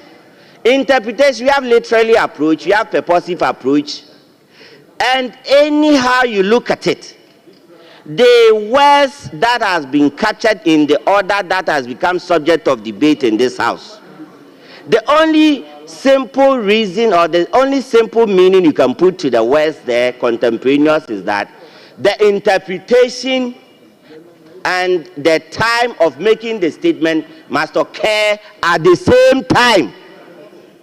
And if they don't occur at the same time, then the honorable member who made the statement, first of all, cannot rely on that order. It's as simple as ABCD. Now, moving forward, in the court, we recently have a situation where you can even take statements via video conference. And my honorable chief whip at the other side, Honorable Dafia Mapo, he's a very good friend. He will tell you that in order to ensure the facilitation of such occurrence in the court, you have to give advance notice so that the court can put in the facilities for that to be possible. So if, Mr. Speaker, if the honorable member wanted to make such a statement or wanted to reduce the language or the official language here into Chi, no, Mr. Speaker, he ought to have given advance notice to the table to make arrangement for the facilities that we are speaking of. Thank you, lawyer. Mr. Speaker, what are we doing? Thank you, lawyer. So, Mr. Speaker, the point I'm trying to make is that they should put advance notice so that facilities can be put in place to comply with the order. Mr. Speaker, I'm done and thank you for the opportunity. The advance notice was given to me. Advance notice. Oh. Lawyer, the advance notice was given to me. I'm talking about the table.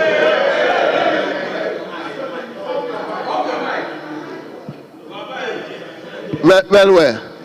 Honourable members, can you raise this particular issue? Yes.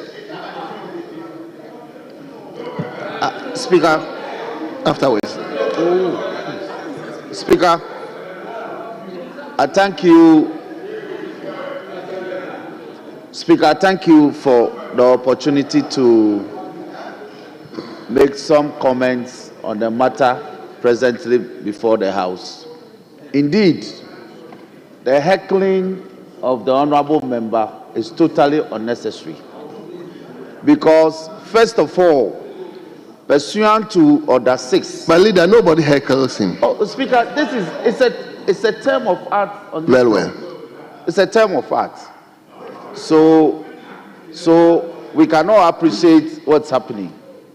First of all, the Order 6 invoked by my brother also contain a definition for leave of the House or similar expressions. Speaker, with your leave, leave of the House or any expression of similar import means permission or consent given by the House. Mr. Speaker, the fact as established is that the honorable member sought your leave, first of all, to speak in the Twi language. Now, with your leave, he had the opportunity to interpret or to offer some translation. We may not be happy with the tenor or the term or whether the translation was perfect, but that is his language. So he attempted to translate what is said in the Twi language in the English language. Now, so the invocation of Order 63.1 to, as it were, torpedo his efforts, it's totally inapplicable. Because under Order 63.1, the option is given, the contemporaneous option is a latter option. Now, in the former option, the law permits him to do the translation himself. That is why the framers, the framers said the member. If you go to the definition section in Order 6, a member is defined as the member of Parliament. So it does not refer to any other member, but the member who uttered the words in the language that is strange to the House. And the same provision, Order 63.1, says ordinarily. So, Speaker, Order 63.1 is to this effect. If I can quickly dig that up. It says, the proceedings of Parliament shall ordinarily. So the catchword here is ordinarily. So occasionally, Speaker with leave can permit a member. So when we are reading the provisions, we need to read it contextually, because today is an exception. That is why I think that in invoking Order 63.1 to anchor his statement, however brief it was, in the Twi language and later translated it into English, was properly anchored. He need not to be heckled. Indeed, he ought to have been commended for making the effort. So I think Order 63.1 is properly invoked by him, because it gave him the opportunity to, under extraordinary circumstances, do so, and also got the opportunity to do the translation as a member who uttered the statement. So, Speaker, with these words, I believe that we have done enough comments on the matter. We can conclude with the statements on the floor and proceed to the next one. Thank you very much, honorable Thank members. you for the opportunity. So, honorable members, honorable Comfort, I think it's okay. We will take the last statement.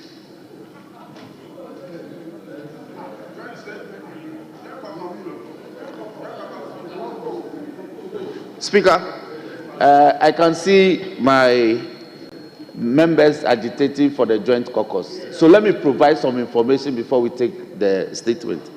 The latest information is that the agenda for us, which will engage us for the joint caucus, is being concluded as we speak by the two leaders. They've gone to the Ministry of Finance to finalize the details. So in view of that, the joint caucus is being postponed to tomorrow, so that members will know how to arrange their affairs for today. So joint caucus postponed to tomorrow. So, Speaker, that's the information for the House. Thank you very much. So, on that note, leadership, will you give an indication? Yes, Speaker, so that after taking the agent statement from the member for Nkwanta South, we may... Nkwanta South, I was scheduling it for tomorrow. Yes, Speaker, but I tried to...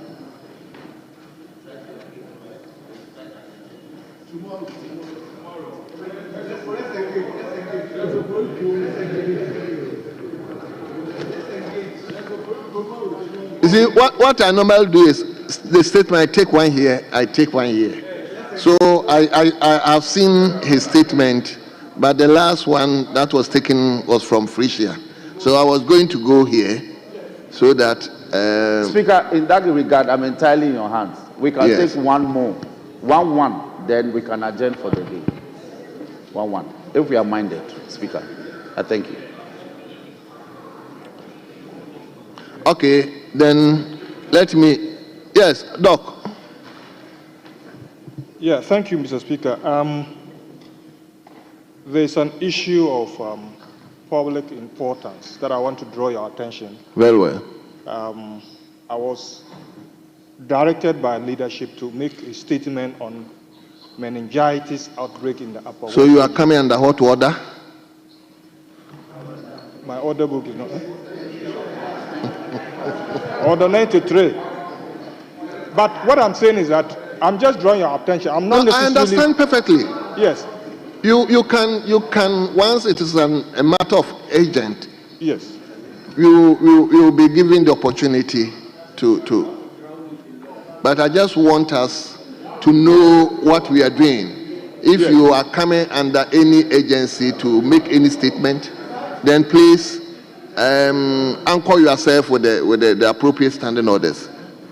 Speaker, I believe that the concern of the member, the Honorable Sandare, is that he was desirous of drawing your attention to the fact that he's been requested to submit a statement in respect of the urgent outbreak of meningitis in his constituency and in the area.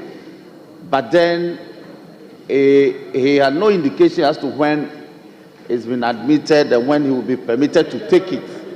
So, in view of the urgent one that is about to be taken from the Honorable Member for Nkwanta South, I thought he was trying to find out whether he could be considered today. I'm sure that is the indication he wanted. But I think if Honorable Member can just make the statement example, okay, then he can come under the 93. Yes, exactly. Then I will allow him, because this is a matter of urgent public. Public. Very well, Mr. Speaker. Mr. Speaker. Yes, Doc, let's hear you. I would rather plead to take it tomorrow morning because I prepared other medical officers to contribute. Very well. None of them is around. And wonderful. So good. Tomorrow morning, if I can be arranged to take it, good. It's still good. Thank you. Good. So then let me invite Honorable Member for Forikrum. So that's the arrangement, please. Speaker, I'm entirely in agreement. So that after Forikrum, yes, we can take it. Very well. Yes, Forikrum, grateful. Let's hear you on the recent outbreaks of fire. Is it fire? Yes, Mr. Speaker. Okay, let's hear you. Thank you very much, Mr. Speaker, for giving me this opportunity to make a statement on the recent fire outbreaks in our markets and the growing threat of fires amidst global warming. Mr. Speaker, I rise today... Honorable Member, have you shared your statement? I've said this over and over again. Because, you see, it will be of great interest and beneficial to all of us if the statements are shared, not even to your colleagues from the other side, so that the contribution can... Yes, Mr. Speaker, thank you.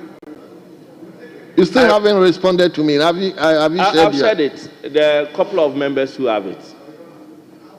What about the other side? I shared it with a couple of members. I was just having a conversation with one of other the members. Henceforth, we are going to be very straight on that. You don't just come and give a statement and that's the end. You read the statement, nobody knows the whereabouts of the statement. Yes, so I'm just, it's a general. Give a copy to them. Give a copy to them.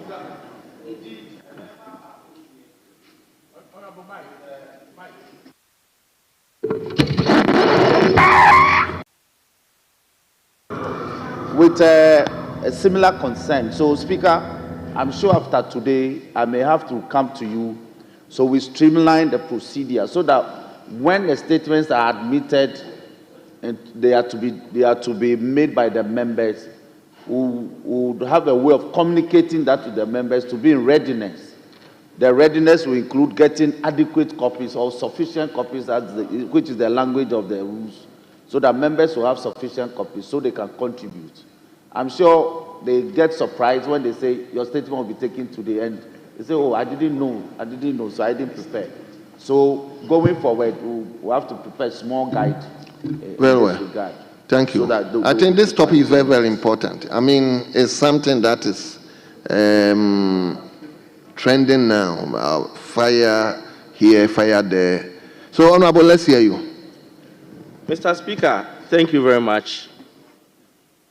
I rise with a noble concern to address the alarming frequency of fire outbreaks in our markets and their devastating effects on lives, properties, businesses, and the economy of Ghana.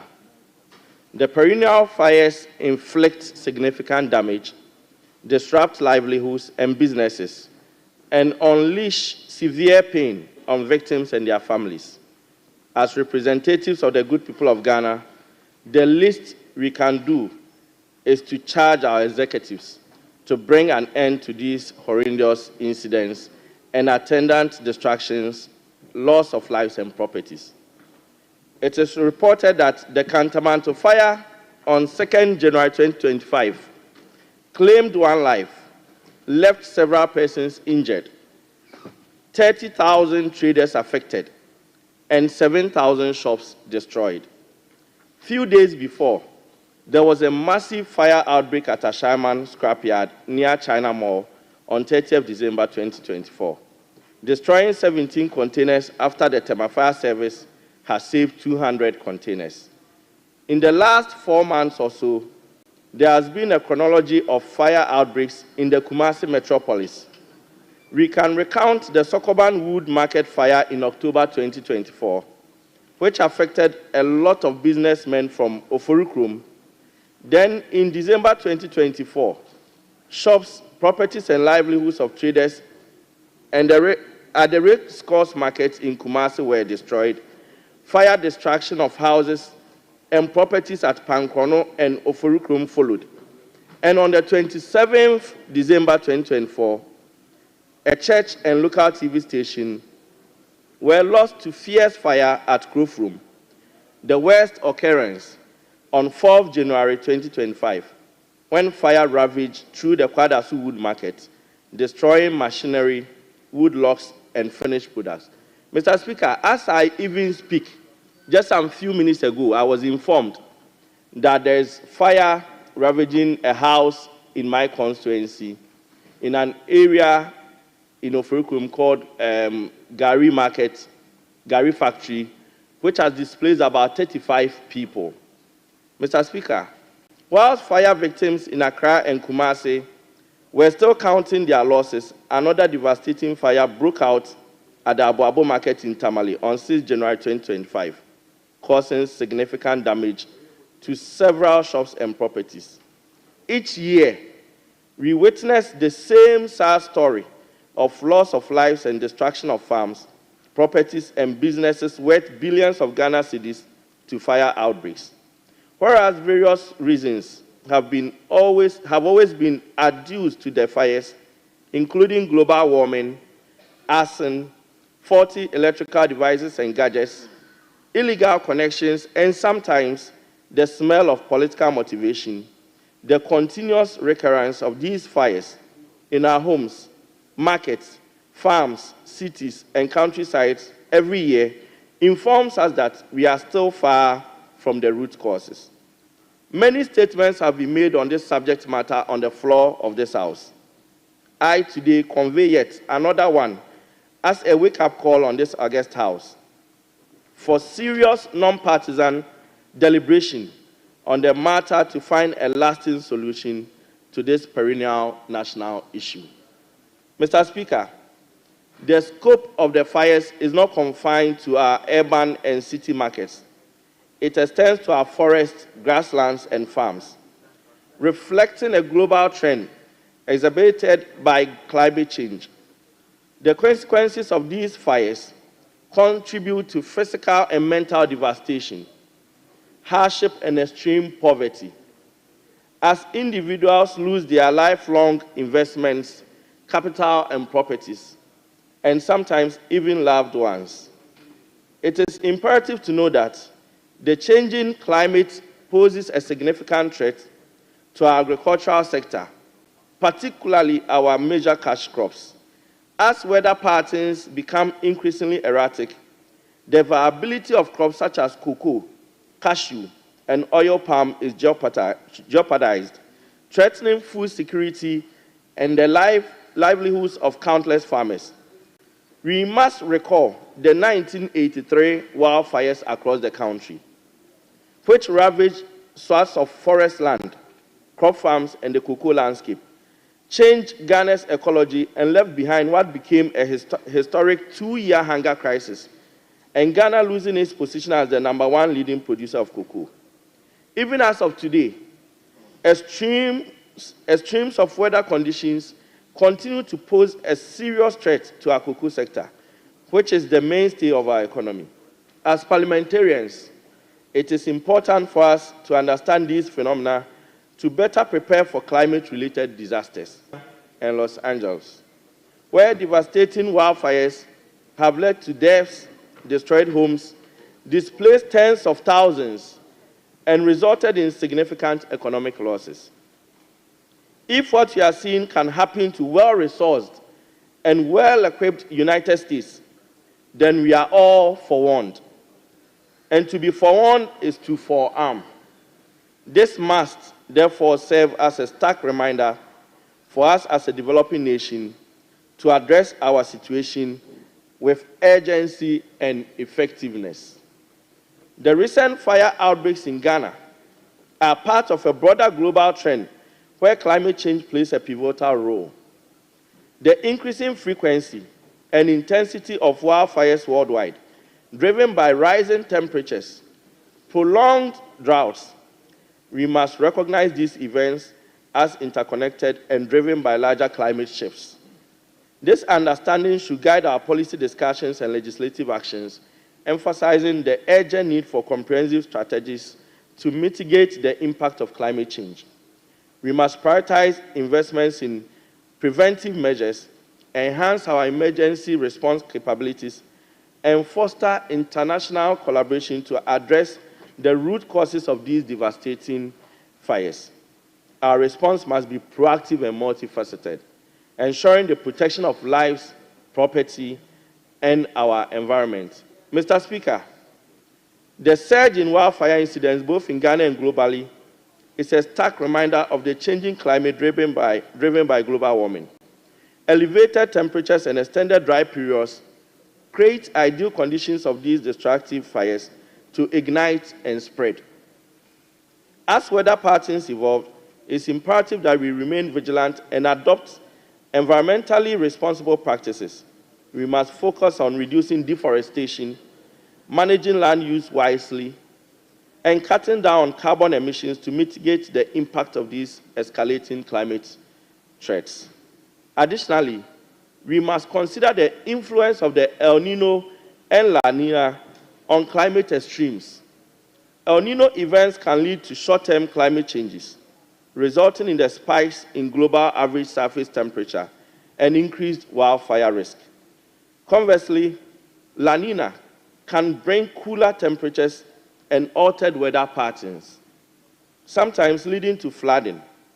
Understanding these climate phenomena is essential for forecasting and preparing for their impacts, ensuring that our institutions, such as the Environmental Protection Agency, EPA, Ghana Meteorological Agency, the Fire Service, and the National Disaster Management Organization, NADMO, are better equipped and resourced to handle the challenges posed by these natural variations. Before concluding, I wish to extend my deep thanks to families that have lost their loved ones, and my heartfelt sympathy to all those affected by recent fires in Ghana and most especially my constituency of Orikrum and around the world. The losses are challenges on us as legislators and those in executive position to make the future better and to remove pain in the way of the people we serve. As a nation, we must move away from the usual ad hoc to more proactive and preventive solutions to the perennial fire outbreaks in Ghana. I therefore propose that government undertakes full coverage assessment of the recent fire losses and come out with a relief package and budget, and with support of Parliament, extend meaningful assistance to the affected as they rebuild their lives. In conclusion, It is our collective responsibility to take decisive action to protect our citizens and our environment from the growing threats of climate change and all the elements that bring about fire outbreaks at homes, shops, markets, public properties, workplaces, and other places. Thank you, Mr. Speaker.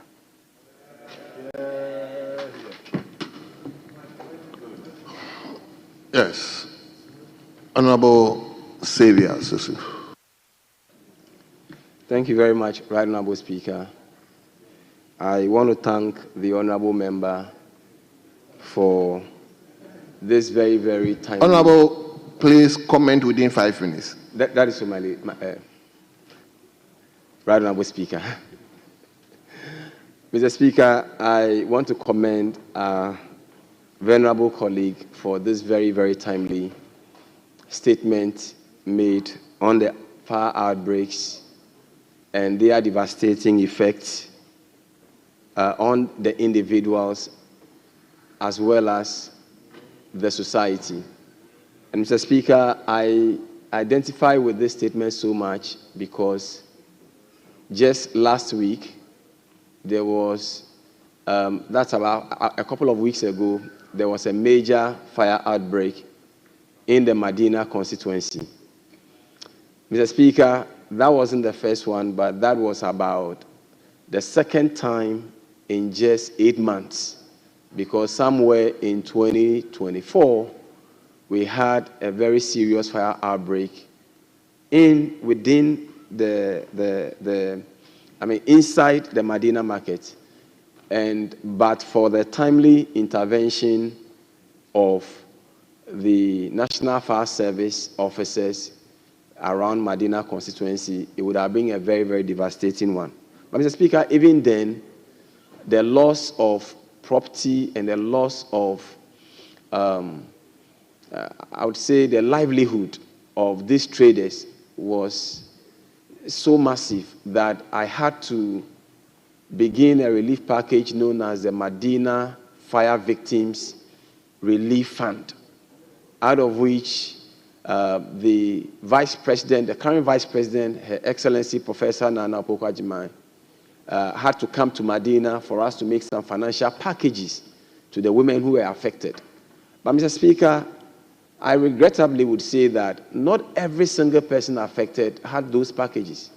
So irrespective of how much funds and intervention the government will want to make for persons who are victims of fire outbreaks, it will be so difficult for every individual to benefit. And that is why I believe that at the state level, at the municipal level, at our local assembly level, we would have to increase or tighten regulations when it comes to protection of people, or when it comes to maintaining safety protocols that allows for, or that reduces the incidence of fire outbreaks. Mr. Speaker, fire outbreaks, apart from the fact that it's both national and international in nature, particularly in the light of climate change and so on and so forth, the people it affects are people in our various homes and in our communities. In fact, I can count several, more than 10 fire outbreaks in and around the Medina constituency. They were not very major and massive, but people lost a lot of things. And this actually calls for increased education about fire safety in our society. And Mr. Speaker, I always want to point the nation to the revered Constitution and the obligation that the Constitution lays on all of us as policymakers. Mr. Speaker, when you look at Article 36, you look at Article 36(9) of the Constitution, it says that the state, Mr. Speaker, with your permission, I read, it says the state shall take appropriate measures needed to protect and safeguard the national environment for posterity. Mr. Speaker, I'll just leave it there. How do we safeguard the national environment for posterity? Because anytime there is fire outbreaks, we endanger the future of other people. We destroy people's livelihood. Their homes are destroyed. They become impoverished. And they sink deeper on the poverty line. And so, Mr. Speaker, I believe that I associate myself with the concerns of the maker of the statement that this calls for concerted effort at the local assembly level and local assembly members, municipal chief executives, the regional ministers, local government, as well as the minister in charge of environment. All of us need to lift up our game when it comes to environmental standards that ensure that we reduce the incidence of fire outbreaks. Thank you very much, Mr. Speaker, for the opportunity to contribute to this statement. Yes, let him go to Swami. Thank you very much, Mr. Speaker, for this opportunity. Mr. Speaker, I rise under the Order 93.5 of our standing orders. Mr. Speaker, 93.5.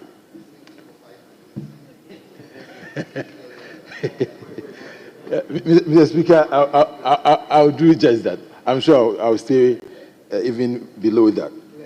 Mr. Speaker, I associate myself with the statement read by my brother and friend from Ofoyukrom, except that, and I commend him for the statement, except that when he was listing the fire outbreaks in the country, he failed to mention the two major ones that happened in my constituency, the Swami Magazine. Mr. Speaker, on the 27th of January 2025 and on the 1st of February 2025, yes, Mr. Speaker, we had two major fire outbreaks in the constituency, to the extent that Monday, when I came to this place, I had to leave and fly to Kumasi in the afternoon to go and inspect the place and see some of the victims. Mr. Speaker, indeed, the fire outbreaks are causing a lot of havoc across the length and breadth of the country, and it's causing loss of millions of Ghana cedis. Mr. Speaker, when I went to my constituency, the cost that these two fire outbreaks, the cost that they estimate, Mr. Speaker, is running into over 5 million Ghana cedis. And these are machines and oil. In fact, Mr. Speaker, at one place we had over 50 vehicles bent. At another place, machines that my people use got bent. Mr. Speaker, people got injured. And so the problem my colleague is talking about is live and real, and we really need to look at that. Mr. Speaker, we may want to look at the causes of the fire. In my constituency, I am told that at Magazine, when people are going home in the evening, in another case, they were talking about those who smoke, in this case, not even cigarettes, weed, in and around some of these facilities. So people smoke the weed and leave the last, is it called joint? Yes. Last word, joint. They leave them, and then they can cause this fire. Mr. Speaker, the causes of the fire outbreak are a lot, but after the outbreak, what do we do? Mr. Speaker, we do not have fire hydrants, we do not have fire tenders, we do not have the facilities to fight these fires. My colleague was talking about the California fire, yes, but they have the equipment and the resources to fight these fires when they come out. In our case, we don't. Mr. Speaker, in the case of Swami, we only have 140 fire tender. I managed to give them one big motor bicycle to help them with their movement. But what it tells us is that we really need to invest in the fire hydrant. Now, if you wait, I may say something good for you. Mr. Speaker, today I started engaging some big people in the society. And I was happy to know that the President of the Republic, His Excellency Dramani Mahama, is willing to give Swami Magazine one fire hydrant, and that one fire tender, and that on Saturday I'm going to meet this person in society, and when we get that at Swami Magazine, I believe that it will help us when the fire eventually breaks. But Mr. Speaker, thank you. Mr. Speaker, just 30 seconds before I go. You know, we have the Control and Prevention of Bushfires Act of 1990, Act 229, as legislators. We may want to go back and look at that law. Maybe it's about time we change some of the laws so that those who start these fires can be properly punished to serve as deterrent to others. Mr. Speaker, and on that I yield. Thank you. Thank you. Let me take the last round. Yes. Surveyor.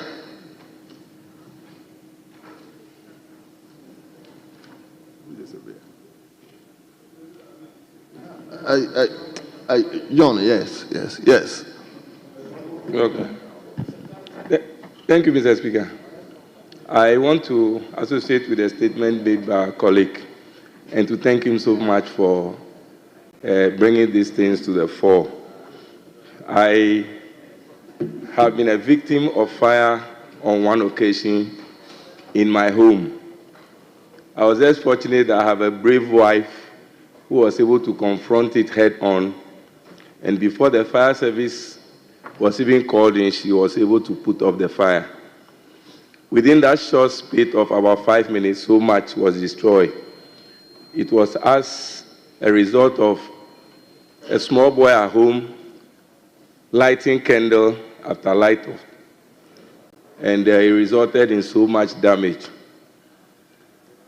So we want to look at what the fire service does to us in times of this nature. Of course, they always complain about the challenges they have with their facilities, the hydrants, even some of them without water in. And sometimes as a surveyor, we have challenged about how the fire service tender even gets to our individual homes because of the poor planning practices that we have had over the period. And so, in as much as we want the fire service to attend to us as quickly as possible and to help us salvage the situation we find ourselves in, Mr. Speaker, I want to say that we need to look at our planning laws and not allow people to wantonly build on access roads that have been left based on our designs and planning. I had to physically destroy people's attempt to want to build on some of the roads to be able to maintain some law and order. Because sometimes going to the police or the planning authorities to come and put these things in order becomes a challenge. Because sometimes people go behind the scenes and do things that we cannot speak of on camera. Beyond that, I also believe that the workers themselves and the equipment they use as a government and as a society, we should always be conscious of whether they have the facilities they can use in fighting fire. During my election, I had the opportunity to meet my fire service unit in Sogakope, my district capital. And the report I got was that the last equipment that were bought for them was done at the time of the former president, His Excellency Evans Atta Mills. May his soul rest in perfect peace. Beyond his time, no serious investment had been made into the fire service as a unit. And sometimes, even if you go to their places of residence and offices, you lament that these are the people we want to come and help us fight fire at very short notice. I am personally helping them put up the office structure to make it more habitable. Maybe very soon I'll be done with that and then inaugurate or commission that. So in as much as we look at ourselves and the damage caused to our property, we may also want to look at the conditions they find themselves in as workers who we want to help us fight fire in times of need. I thank you so much, Mr. Speaker, for giving me this opportunity. And I pray that together as a people we'll help resolve their issues of equipment places of abode, and also their office space. Thank you so much, Mr. Speaker. Yes, Dr. Mahama. Ralph, you've spoken today, so let me hear his voice.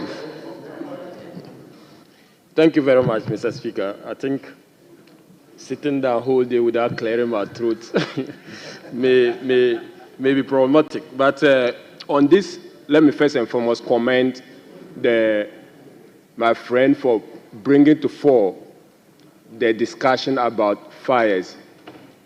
Mr. Speaker, the global context was set by my friend. Locally, he's given cases of fires that have ravaged properties, businesses.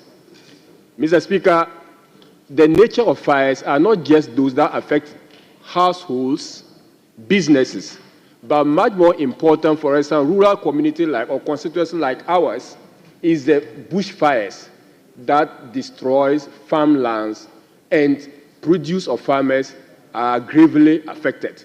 Mr. Speaker, the national statistics on fire is staggering. Just between January and November last year, we have about 5,596 cases of fires. In contradistinction to the same period in 2023, that was a 6.5% jump in the cases. So the cases are not coming down. As a matter of fact, the bushfire cases are increasing. And the reported cases, these are just only reported cases. In many of the rural areas, our fire cases go unreported.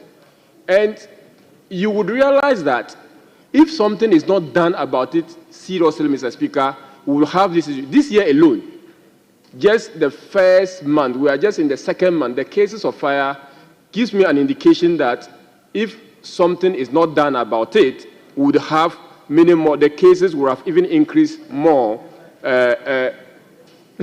than last year that we have. Mr. Speaker, in my constituency, farmers have to deal with the migratory birds. And the north, if you like, is the food basket, and even rice farmers specifically. They are dealing with migratory birds as one of the first challenges, and Mr. Speaker, we'll be filing questions to that effect to the Agric Minister on how we can address that. But the second most important threat to the livelihood of farmers is wildfires, bushfires. Several hectares of farm fields have been destroyed due to fire outbreaks. But unfortunately, the fire service looks or appear helpless. When you contact them, they complain. Walla constituency, again, you realize that they don't even have fire tenders, offices, they don't have, like my colleague from Swami, I had to also support them with mobile, for instance, motorbikes in order for them to be able to do their work effectively. So, Mr. Speaker, we will have to look at that. How do we resource them? Even airtime for the Ghana Ambulance Service and Ghana Fire Service to be able to conduct public education and sensitization on fires, they don't have the resources, and we have to look at how do we resource them to be able to do this work for us. Mr. Speaker, last but not the least is the response to fires, the emergency, the disaster when it happens. NADMO is not ready all the time to come to the aid of these victims.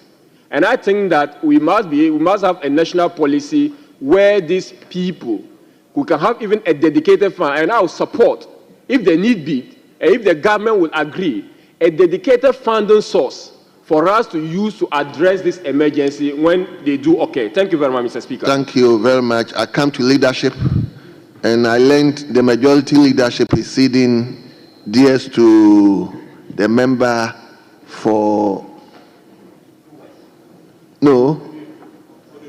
Ododio. Kantamanto, is it located in Ododio? Precisely. Okay. So I've yielded the leadership, majority leadership to you. Wow. Thank you, Mr. Speaker. I am highly honored for this opportunity. My submission, as I draw authority from Order 93.5, will be brief. Mr. Speaker, it is indeed worrying that the rate at which fire is breaking out in the country without any form of control. Just September last year, Zongo Lane in Ododo-Odio, my constituency, experienced one of the most terrible encounters of fire outbreak, where a stretch from one junction to the other near the Rollins Park got gutted down. Fire got burned for about a week without the fire service being able to put the fire out. In the end, families have been dispersed, properties worth millions of dollars have all been razed down. Mr. Speaker, I believe we all know, we are all aware of the famous Chinatown, which harbored all the goods that were imported from China, also got burned in that instance. Just this January, about a month ago, we experienced another very terrible fire outbreak from the famous Katamanton market. Mr. Speaker, my amazement is the fact that we lack the capacity to put out fires when they break out. And I believe this is something that we ought to look at strategically. We really have to investigate into why fires start and we are unable to put it out till it erases everything down. In the case of Kantamanton, I admit we have lots of wooden structures over there which also catalyzed the fire. But, Mr. Speaker, amazingly, the Regional Fire Service post at Tudu was just in the proximity. Unfortunately, they found themselves helpless and they were unable to do anything about it.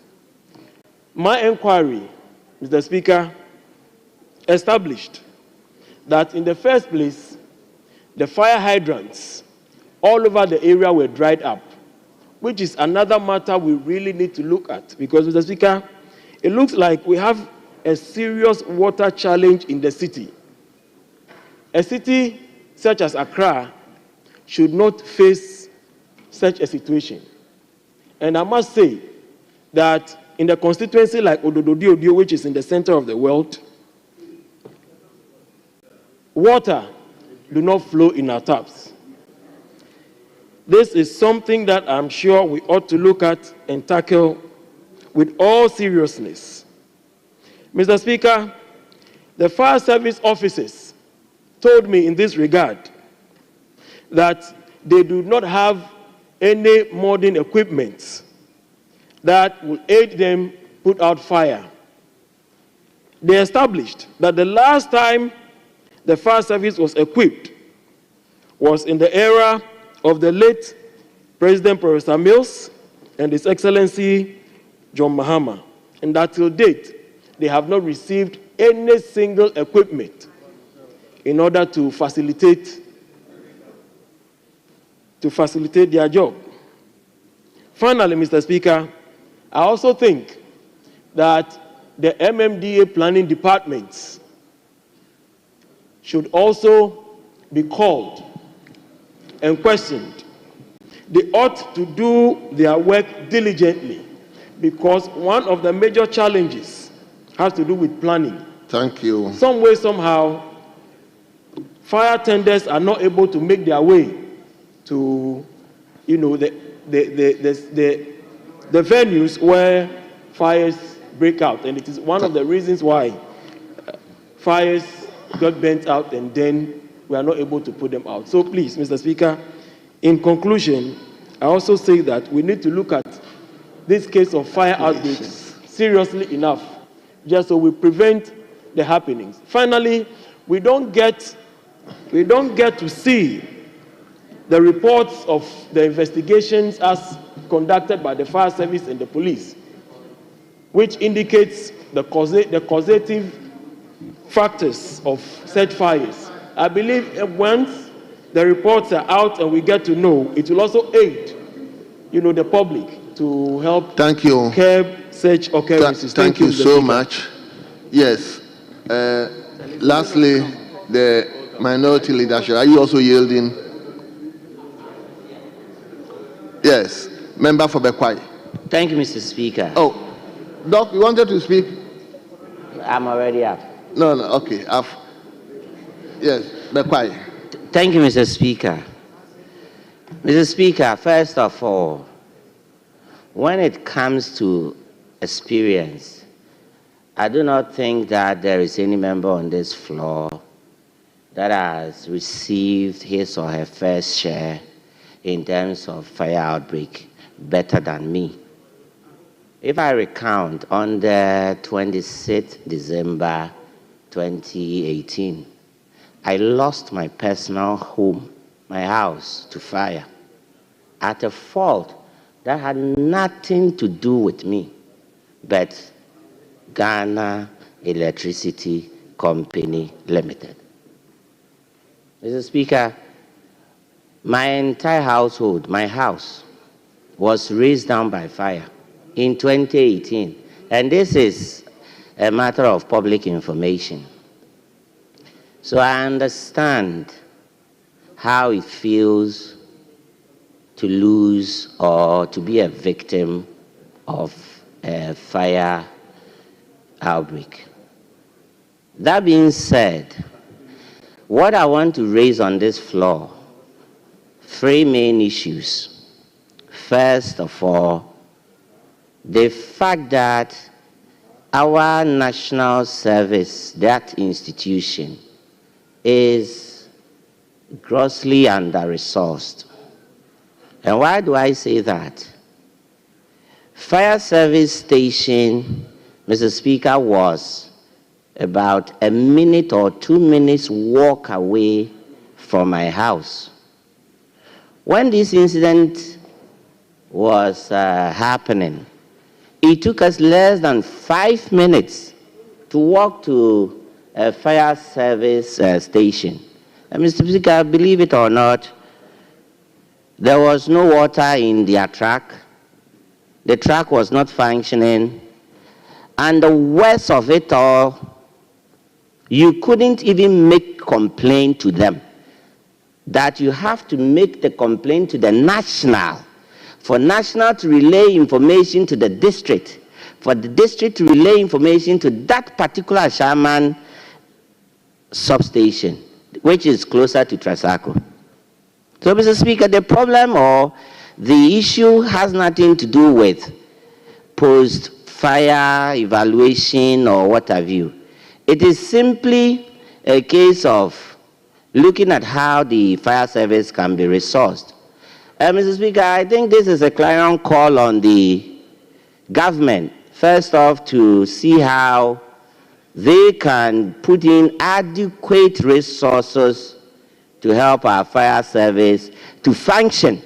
Because, Mr. Speaker, taking this to my constituency, just last 2 weeks, I have had to take my personal money to buy an engine for our fire service to put in their truck to be able to serve my constituency, which shouldn't be the case.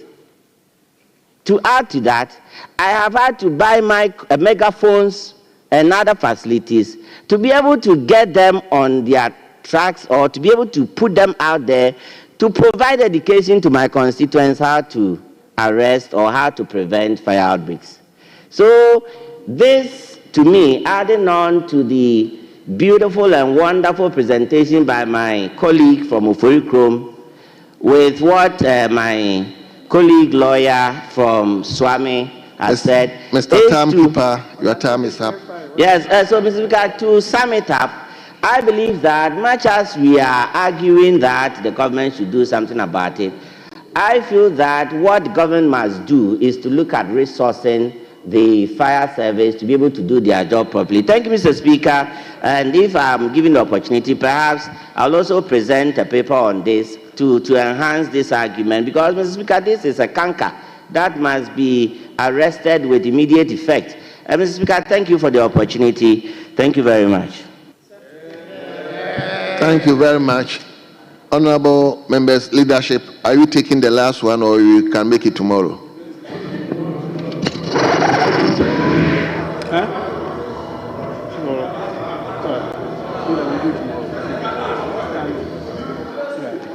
Okay, let's take it. One. Take it one. Mr. Speaker, we'll take the last statement. Very well. And just one. Yeah, the last one. And then we'll call it a day. Thank you, Mr. Speaker.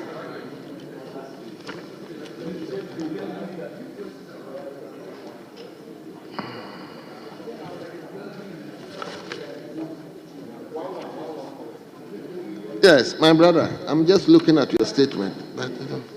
Oh, thank you, Mr. Speaker. Yes. Honorable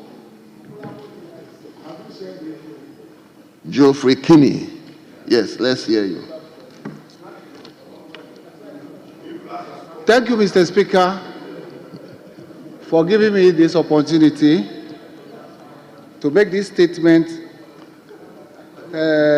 on renewed clashes in my constituency in Kwanta South, which have resulted in the loss of many precious lives. And as a third termer of this good house, I deem it extremely necessary and a duty to draw the attention of this august house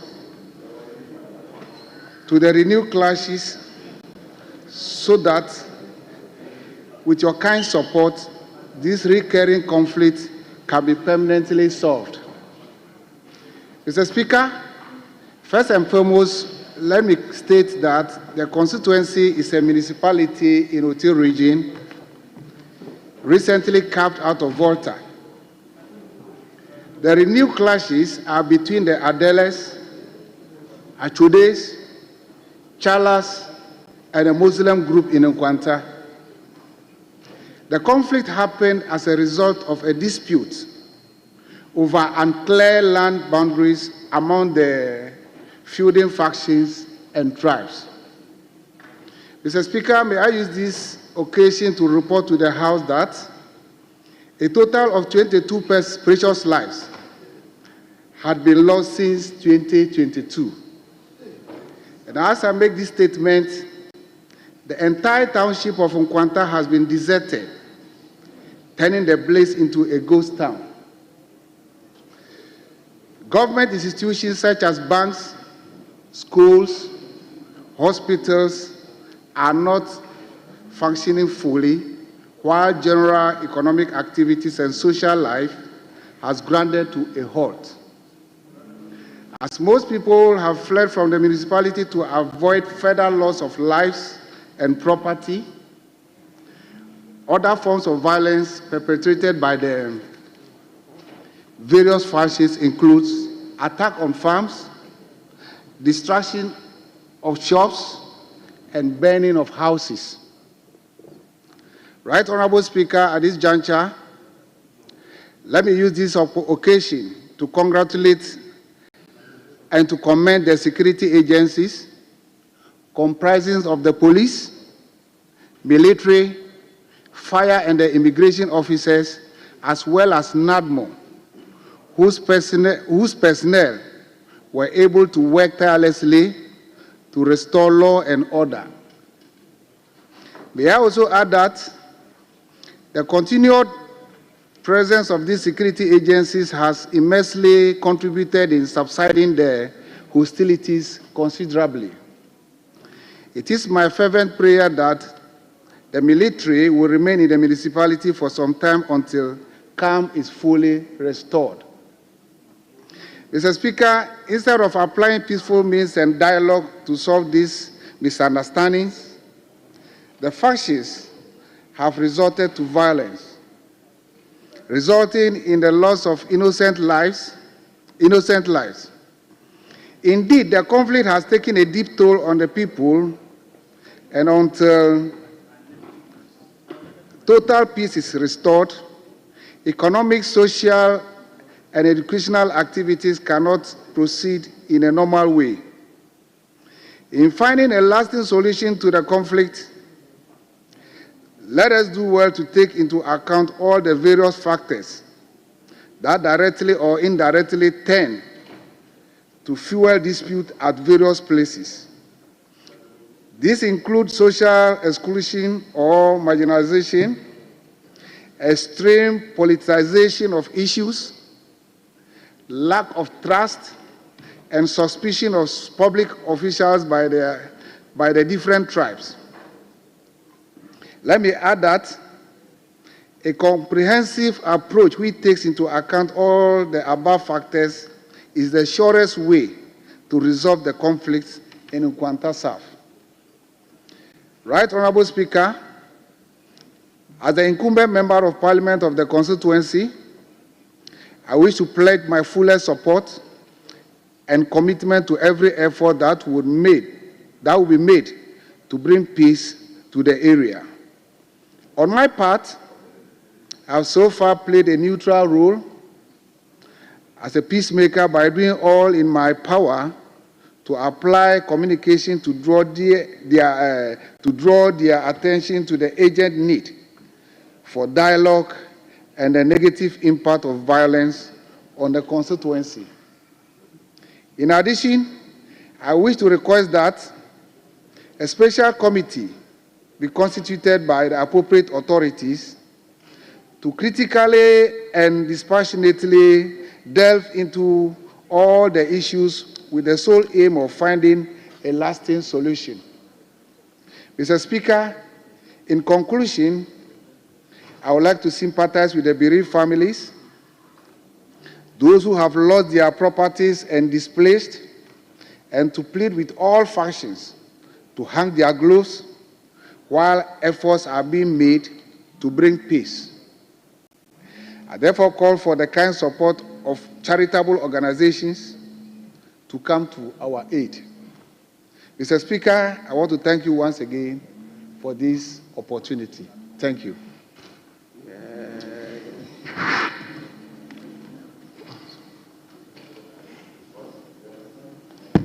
Yes, let me start from the military man. Speaker, Colonel Damoa. The sense of the House, the mood of the House is that because it's a bit late, so I'm just pleading with my brother that we should, instead of 1-1 as agreed, let's do 2-2. No problem. Let's do 2-2. I plead with you. 2-2. You can do even 1-3. Don't worry.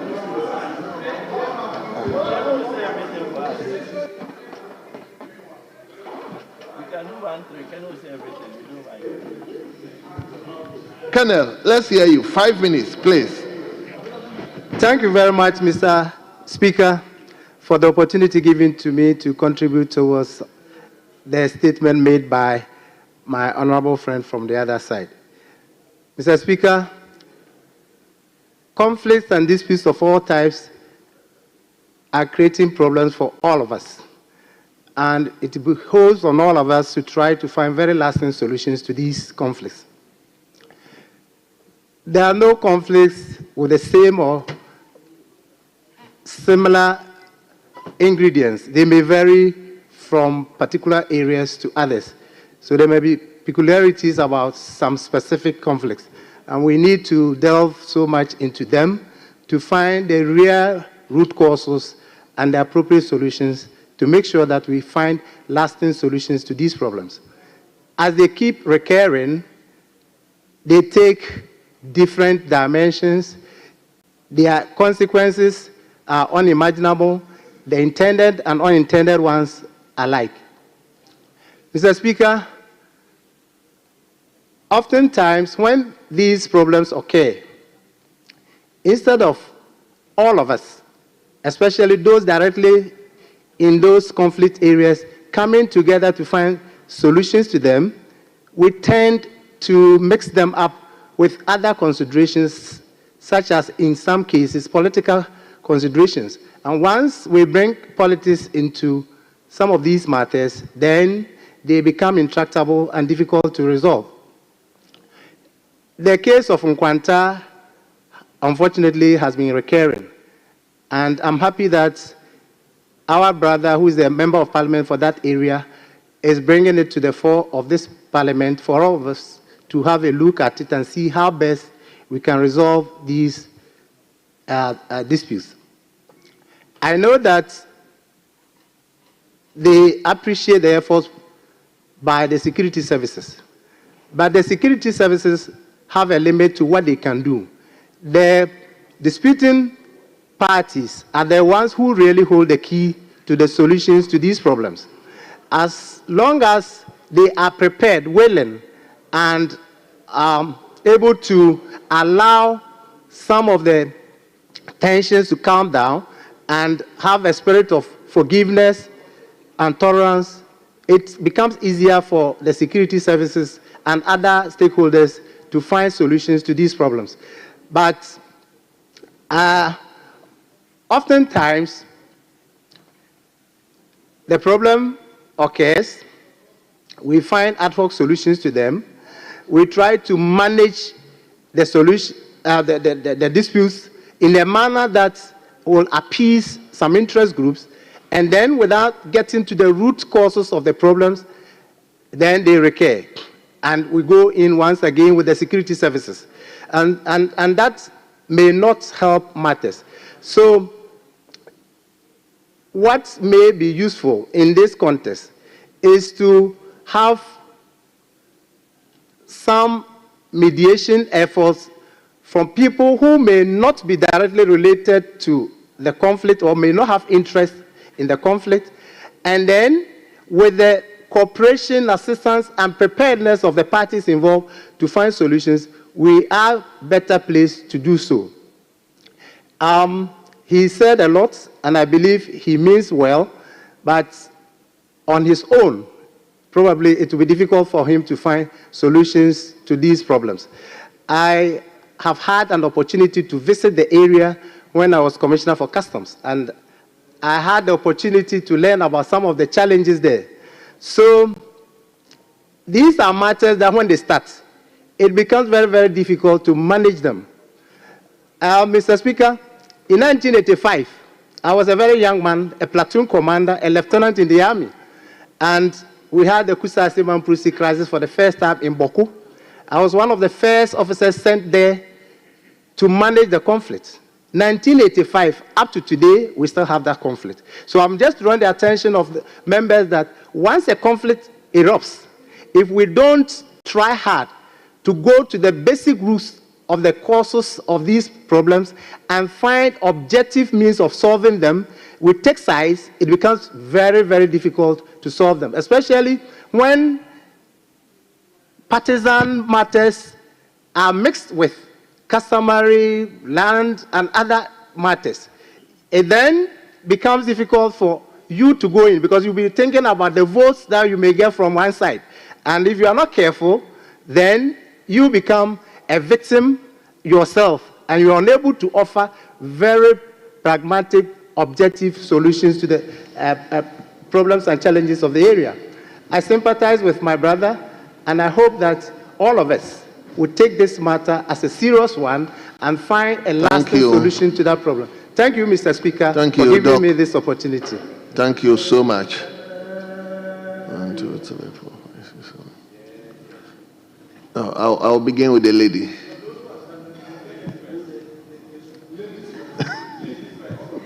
Thank you, Mr. Speaker, for the opportunity to contribute to this heartbreaking statement made by Honorable Geoffrey Kinney, MP for Nkwanta South Municipality or constituency. Mr. Speaker, like the Honorable member from the other side said, this conflict started about 30 years ago when I was a border patrol officer in Nkwanta. When the conflict started, it was between two tribes, the Achodes and the Chalas. Mr. Speaker, there were no killings about 15 years ago. But of late, what has happened is that anytime there was this conflict, when another tribe, when a person from another tribe is killed, then that tribe joins the conflict. So initially, it was between the Chalas and the Atwedes. An Adele man was killed, then the Adeles joined. Of late, a Muslim has been killed, then the Muslims joined. So we need to actually look at the actors of this conflict. The primary actors, those who are involved in the conflict, and then those who are also having interest, the secondary actors, and then the others who hide behind the conflict. They hide behind the conflict to do the killings. They are the shadow actors. Mr. Speaker, in every conflict, the shadow actors are more dangerous than the people who are involved in the conflict. What is happening is that when people are arrested, when this conflict began, when people are arrested, no proper investigations are done, and then the culprits are left unpunished. That's why this continues. Mr. Speaker, in Nkwanta municipality, they are farmers. Now people are afraid even to go to their farms for farming activities. It's also another commercial center. When it comes to marketing, Nkwanta market is a very big market on Mondays and Tuesdays. Mr. Speaker, unless we actually look at what to do about the shadow actors who are hiding behind this conflict and to deal with them, this conflict in Nkwanta will never end. Mr. Speaker, I want to say that this assembly, as a result of this conflict, this assembly is struggling. The MP has put his personal resources in giving relief items to the victims. Last year, when this conflict started, the items that were meant for the flood victims, almost half of the items were given to these conflict victims. So there's a backlog of flood victims who have not received their items. Just last week, the RCC, the Regional Coordinating Council, is complaining. They've run out of resources for even these conflict victims. The disassembly has run out. They cannot even generate, funds from the IDF. They can't.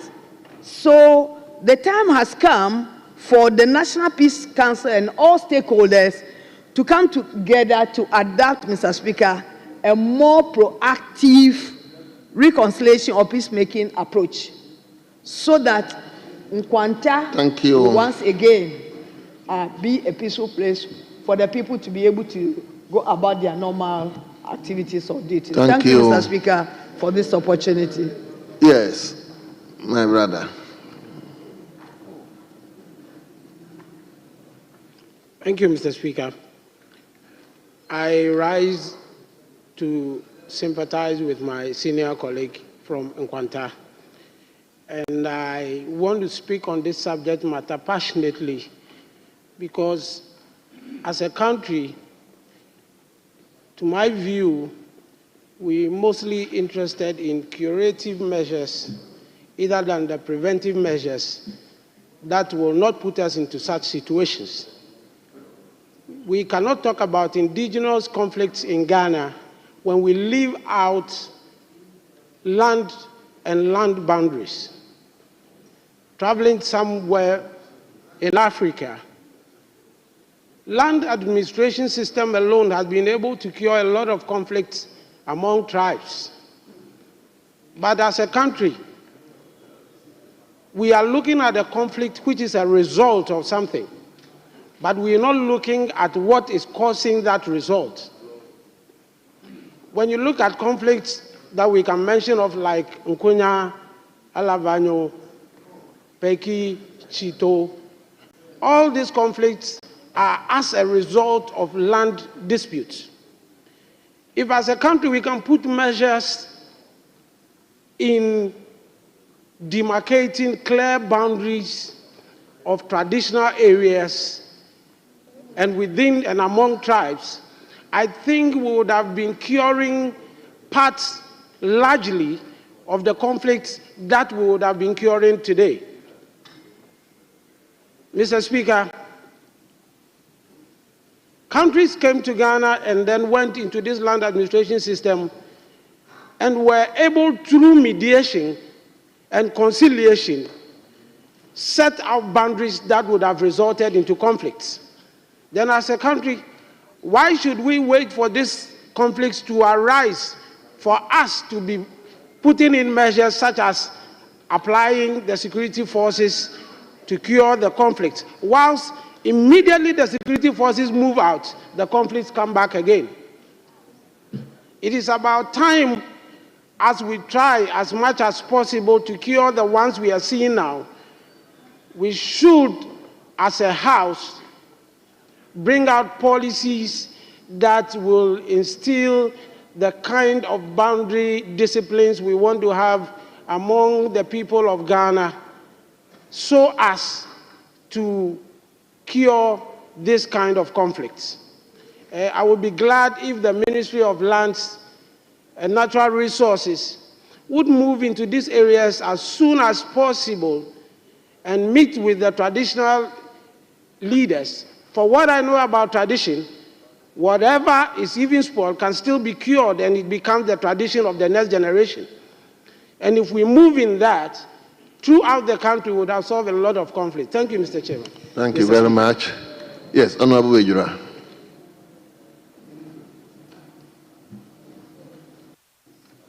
Thank you, Mr. Speaker. Mr. Speaker, I also rise to support the statement made by my good friend, Honorable Kini, MP from Nkwanta staff.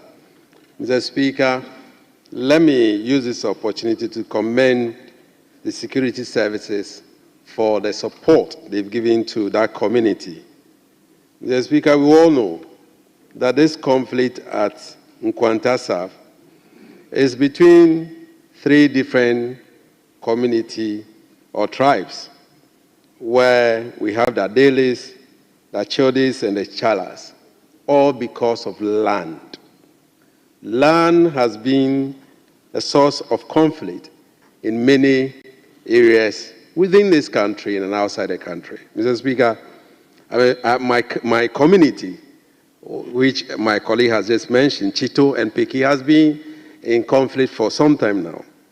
Mr. Speaker, all because of a piece of land.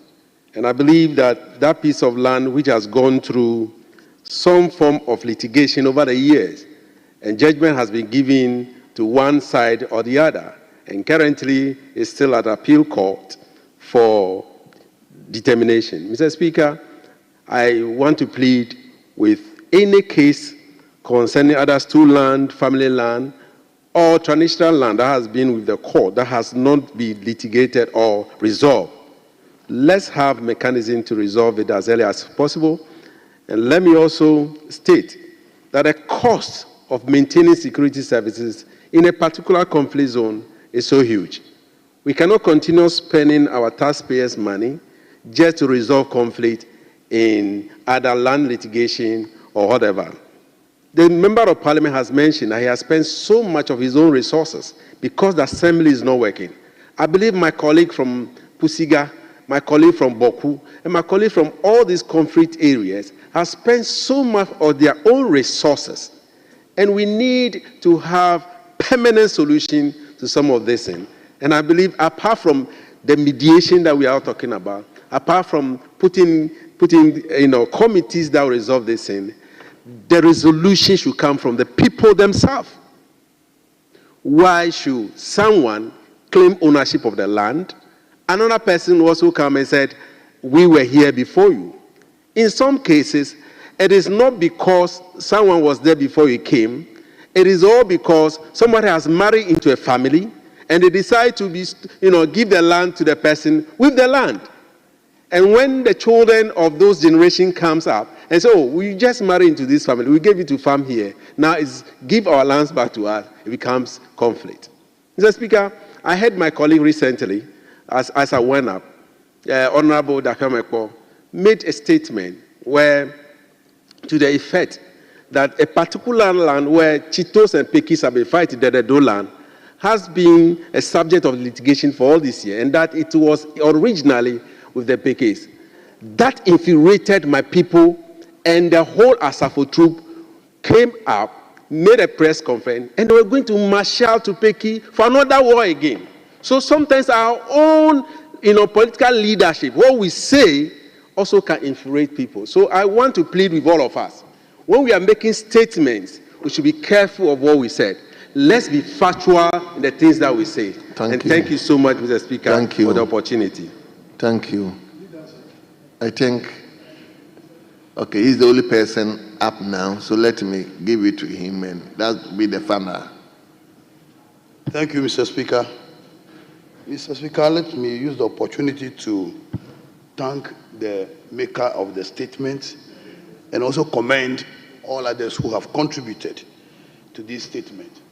This Nkwanta conflict started maybe around 1970 till now. In the past, when it began, what happened was those in the conflict could travel to the courts on one vehicle. But there was no problem. There was no violence. But as the years go by, things are getting worse. And I think that is where we should be very careful. Mr. Speaker, the unfortunate situation is that with the years going by, it has now transcended to loss of lives. And at this point, 22 lives have been lost. As we speak, when you get to Nkwanta, the place is like a cemetery because people are just afraid, and a lot of them have fled. Schools have remained closed, markets closed, stores have been vandalized, and everybody is running helter-skelter for his dear life. Mr. Speaker, the implication of what is happening will be too dear to this nation. That is the more reason why it is very important we take urgent steps to make sure that the situation is nipped in the bud. As we speak now, the security forces are doing their own on the ground. We only need to encourage them to step up their games, whilst government take the necessary steps to bring finality to this particular conflict. Thank you, Mr. Speaker. Thank you very much. I hope leadership will forgo their comments. We are tied, and therefore my comment to leadership is to give me directives as to how you. Mr. Speaker, you are right. It's been a long day. So we are in your hands, and we will be glad if you call it a day. Well, leadership, when are we coming tomorrow? Is it 10 or 12? 12. All right. Mr. Speaker, 12 o'clock. 12 o'clock. Honorable members. Yes, minority leadership. Mr. Speaker, we are